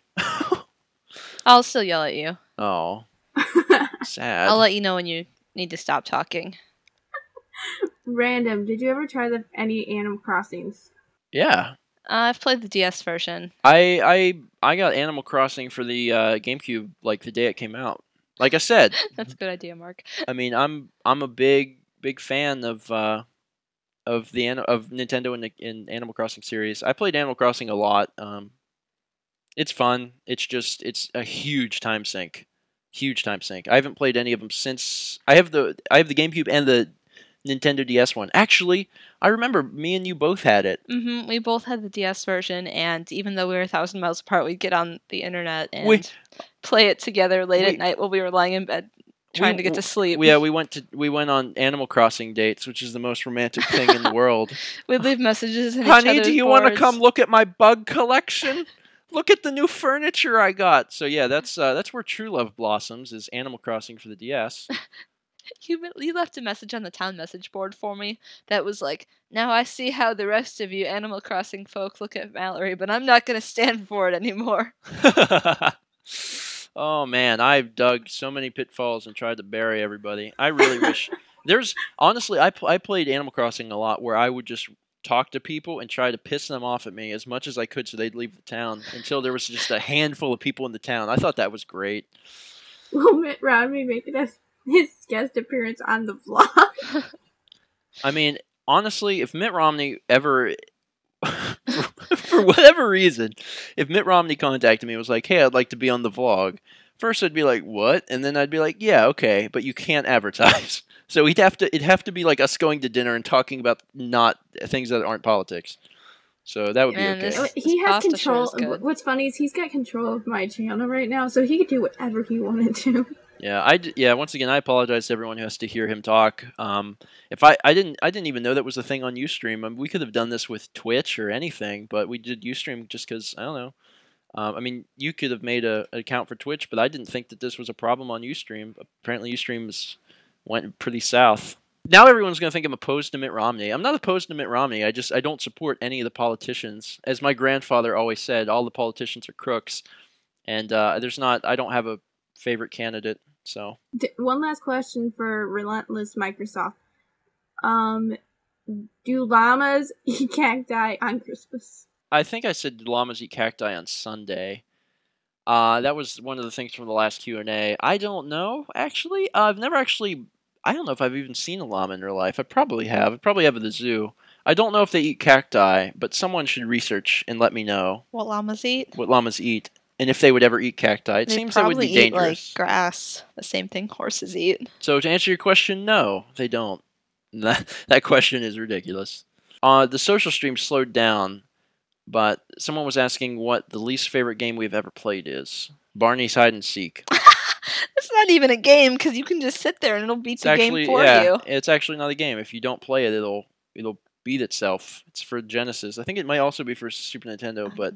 I have it on Genesis. My parents said it was a good idea. Captain Novolin. It's pretty bad. Captain Novolin. Yeah, I was going to say Captain Novolin. Captain Novolin is a Super Nintendo game, legit game, real game, that you play as a superhero who has diabetes, and you have to make your way through the streets and not get eaten by the giant donuts. It's terrible. It has 2 levels, I think. It is very bad. I don't know. I couldn't even beat the first one. The thing that makes the game so bad is that at the beginning of each level, it tells you what you're allowed to eat. And you have to make sure that you have your sugar regulated and stuff. So you're making your way through this level, and like you'll see like a carrot, and you have to jump up and eat the carrot. And the thing is, at the beginning of the level, it might show that you have to eat like a carrot and a sandwich and a bag of chips or something like that. And if you eat like 2 carrots, Captain Novolin dies. And I just think that's a terrible thing because the game was marketed for kids who have diabetes to learn about their illness. So can you imagine a kid playing Captain Novolin and thinking, holy piss, if I eat 2 carrots, I'm going to die? That's just awful because and you actually got game over. It was like, hey kid, you have diabetes and you're screwed. That's awful. This is a terrible game. So yeah, that's probably the worst game ever. Do you still watch Pixar's new films? I want to see some of them. I really want to watch Up. I've watched the beginning of it. But I haven't seen that like anything Mallory past is 20 a terrible minutes. person. Let me tell you why. The other night, I'm sitting here, and Mallory's like, hey, can I show you something? I want you to watch this video. It was right before we went to bed. And I was like, okay. She shows me the first 4 minutes of Up. I've never seen Up before. So, if you've seen Up, you know that the first 4 minutes are apparently pretty sad. It's kind of the backstory to start the movie off. And that's all that we watched. And when she was done, she was like, isn't it really beautiful? And I was like, I hate you. Why would you do this? This is awful. I got all sad and stuff before bed. I was like, I don't want to see that movie. It's sad. I don't want to see a sad movie. The last movie we watched, which is not Pixar, and I'm going to get yelled at if I say that again, but we watched what's the one with the hair? Tangled. Not the one with the hair. The one with the hair. It was. I gave a review Rapunzel. on the vlog. It was all right. I didn't care too much Stephen for it. hates singing. I don't like musicals. I really don't. Sorry, it's just not in me. Although I think it would be cool to see, what's the one with like the Sesame Street with the adult themes that would, what's it called? What? You're talking about the musical, like yeah, the actual musical, not musical. like The one that has internet is for porn, and everyone's a little racist, and some of the other stuff. I don't remember what it's called. Avenue Q? Avenue Q. Yeah. I knew that too, but it just wasn't That's coming to probably something mind. I would be able to sit through, because it would be funny. But I've heard some of the songs and stuff from that, and I think it's really hilarious. The concept is pretty cool, but it's never been anywhere nearby for us to see it. But that'd probably be about it. We do live in the capital of our state now, and you do realize that there is a theater downtown. Okay, so now if Avenue Q comes to town, we can actually see it. Someone's been asking what software you use for your LPs. For those who don't know, I don't know how you don't know, but maybe I never mentioned it. I use a Mac, kind of. I have a Hackintosh, which is basically I built my own Mac. I saved a lot of money. Sorry, Steve, don't turn in your grave that I, cheated your company and built my own computer. But I do use a Mac. I prefer Mac's operating system. I've been using them for several years. I used Windows over 10 years before that, and I am a hardcore Mac guy. I'm not a Mac fanboy, so don't confuse the two. I'm not going to tell you that your PC is stupid, because it's not. Your PC is just as capable as any Mac and just way cheaper, so stay PC if you want. That's fine. But there's a program on Mac called ScreenFlow that will capture your screen. We use that for Minecraft, pretty much anything we would record on a computer. There's a few LPs that will be for PC, and for those I use Fraps and Audacity, because you have to have both of those running at the same time. For console LPs, I have a Blackmagic Intensity Pro, so that's how I record console stuff. And I use Soundbooth when I'm recording that, and that's all recorded on my Mac. So actually, I think most everything's been recorded on my Mac so far. I think the only thing I was planning on is I was planning on recording Bioshock. Bioshock was supposed to be out by now, and Bioshock got pushed way back and probably to the end of the year. But Bioshock is going to be probably the first PC recorded LP that I've done. Oh wait, Skyrim. Sorry, I'm stupid. Skyrim.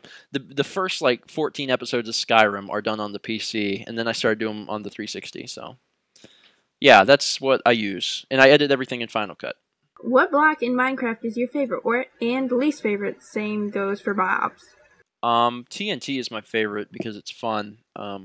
Just putting an ungodly amount of TNT on something is just so great. It's fun. As far as the least favorite, I don't know. There's a lot. I don't like gravel. I don't like the way it looks. I hate obsidian. Obsidian's a pain. Although they changed the mining rate, you can actually mine it faster now. And as for mobs, wolves are my least favorite because wolves are stupid. I mean, Notch worked on making this thing, and then it was kind of cool when it came out. I was like, oh, cool, we have these dogs, but they're stupid as heck, and they jump in lava. They're just really useless. So they could be my favorite if you fixed them. But, if you're not going to fix them, just get rid of them because they're really not that great. Lately, I've hated chickens in Blaze. Yeah. Chickens, I'm getting tired of chickens because we started a chicken farm, and it's like so many chickens. I don't know how many chickens we've killed. We're probably pushing 10,000 chickens we've killed. It's been kind of ridiculous. The snow golem's pretty cool too. So, I'll stop answering that question. I'll probably just keep talking about Minecraft. Yep. Someone asked, is my throat dry because they haven't heard me take a drink yet. I've had a drink, but it ran out about 10 minutes ago. Really? Yeah. I still have mine. Give me yours. No! I mixed up lemonade. It's mine. Oh, yeah.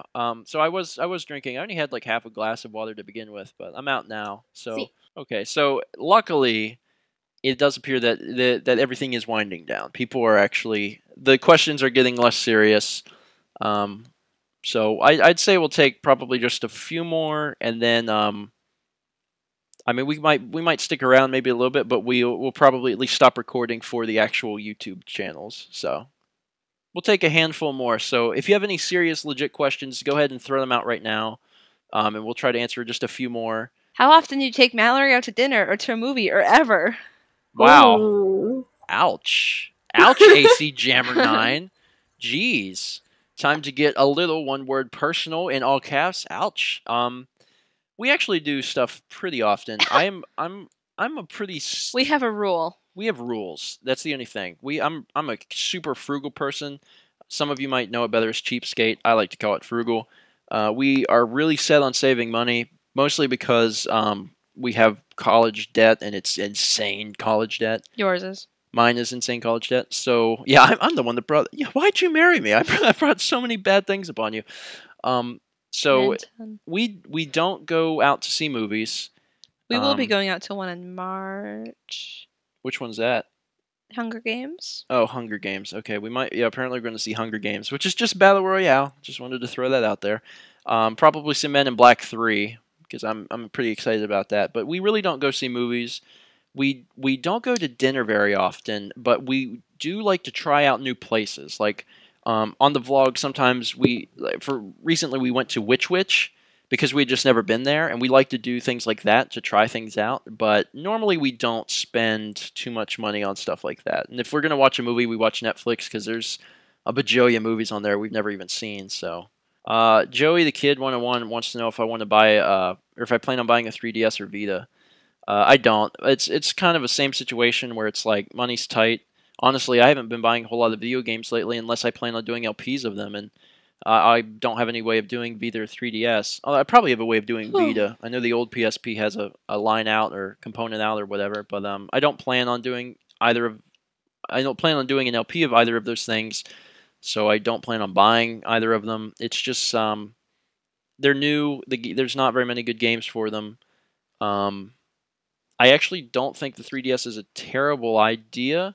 I think it's a pretty cool system. I hear a lot of things about headaches, and then I talk to people that actually use the system, and they say that's rubbish. So I don't hate the 3DS. It's just I don't feel like there's a whole lot of good software out for either system yet. Is the Vita out yet? The Vita isn't even out yet, is it? It's out in Japan. Okay. I don't know about the US. Okay, but I don't know. I bought a PSP the day it came, or 2 weeks after it came out, and kind of regretted that. I do not own very many games for that, except for like GTA. But I used my PSP as a Super Nintendo, so that was something. Have you ever heard of or played Team Fortress 2?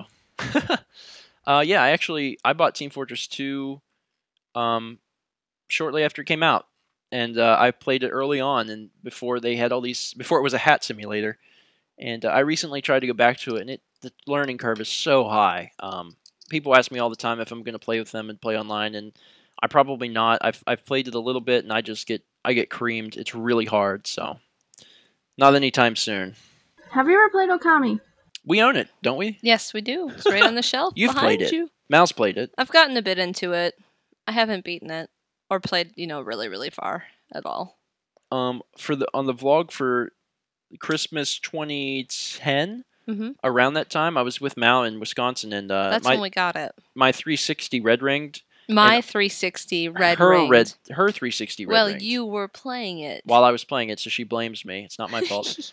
And all we had was her PS2, and she didn't really have a whole lot of games for it, so we went to GameStop and bought some games, and one of the games we bought was Okami. We didn't get a chance to play it then, and I still have not played it, but Mallory has played it a little bit, and I've heard really good things about it. It's one of those things I'll probably get around to. It's just one of those things, gotta get to it sometime. There's too many other games to play. Oh, I have a question. Will you make more videos like this? I really enjoyed this. Yeah, well, I mean, every month we do a Q&A, which is sort of like that. The only difference is it's not live. One of the big things for me was that I really wanted everyone to kind of... I wanted to do this live Q&A because I wanted people to see how we interacted live, because in my mind, it's not any different from when we're not live. I mean, I think sometimes when you watch content on YouTube, you kind of wonder how that person is actually talking. And I think that everyone would say that it's mostly the same for me and Mallory. Yeah. I mean, I don't think that we're really any different. It's not like we have to cut anything out. It's not like we swear profanely on camera all the time. We have to cut it out. Or, whatever. Insert thing here. Insert quirk here. But I think we're pretty much the same. Do you know about the infinite arrow bow enchantment in Minecraft? Yeah, we do. Actually, as of right now, we have a level 50 bow sitting in a chest. It unfortunately did not get the Infinity Arrow enchantment, which sucks. But on episode 94, we'll be showing off some of the stuff that we've been doing. Actually, this is a fun time that I can actually explain this. We've been doing so much off screen, and the reason is we've been playing hours and hours of Minecraft, like insane amounts of Minecraft. We actually built we found a dungeon near the house, and we hollowed out the bottom so all the zombies would fall and only need like a punch or two to kill. And we actually will sit there and let them fill up, and then we'll go down there and kill them to get experience to level up our gear. And there's going to be a lot of leveled up equipment. We already have a level 50 bow. Me and Mallory are both back almost to level 50 again. So we're going to try and level up all of our equipment to level 50 if we can. And if it becomes too hard, like if it's too much, then we'll stop. But I think we can do it. So I'm kind of excited. I think it'll be fun. Stephen, you could choose the last question. It's all about Stephen. AC Jammer 9 has been asking this question like 100 times. Are you into the paranormal? No. Do you want? I mean, I could go into a lot of stuff related to that. I'm a science guy. I'm a big science guy. So for me to believe in the paranormal is asking a whole lot out of me. So do I believe in ghosts or spirits or anything like that? No, not even in the slightest. Like I said, I'm a big science guy. If there's not solid evidence for something, I'm not really into it. So do I believe in the paranormal? No. Do I believe that Ouija boards do anything? No. Do I believe that the story that your uncle told you is real? No. Your uncle's full of crap. So, yeah. I mean, everyone can think what they want, but I don't know. I'm just a big science nerd, and I like proof and evidence and stuff. So, no paranormal stuff for me. But if you want to believe that, that's cool. And check out Savannah, because they got ghost walks coming out the rear end, man. They do. So many ghost walks. That's what the hearse was that picked you yeah, up. actually, it was a ghost tour thing. So I haven't been haunted, but if I ever become haunted, I'll be sure to let everyone know that I was wrong. So I guess that'll be the last question, and I guess I'll let you conclude it. It is your interview. Thank you for watching Interview Me, and thank you, Stephen and Mallory, for No problem. coming on, and I hope to have you guys on again. And I'm thoroughly announcing that I will have Argon Matrix on around the 20th. Depends on how our schedules work out, but my Twitter, if you want to decide to follow, is ewilliams9, and that'll probably have an update of when this is actually going to come out, because I'm more than likely going to have a conversation with Stephen after this one. We're all done. Figure out when we're doing all this. And also my YouTube, for those of you who want to see any of the other interviews I've done, it's ewilliams2011.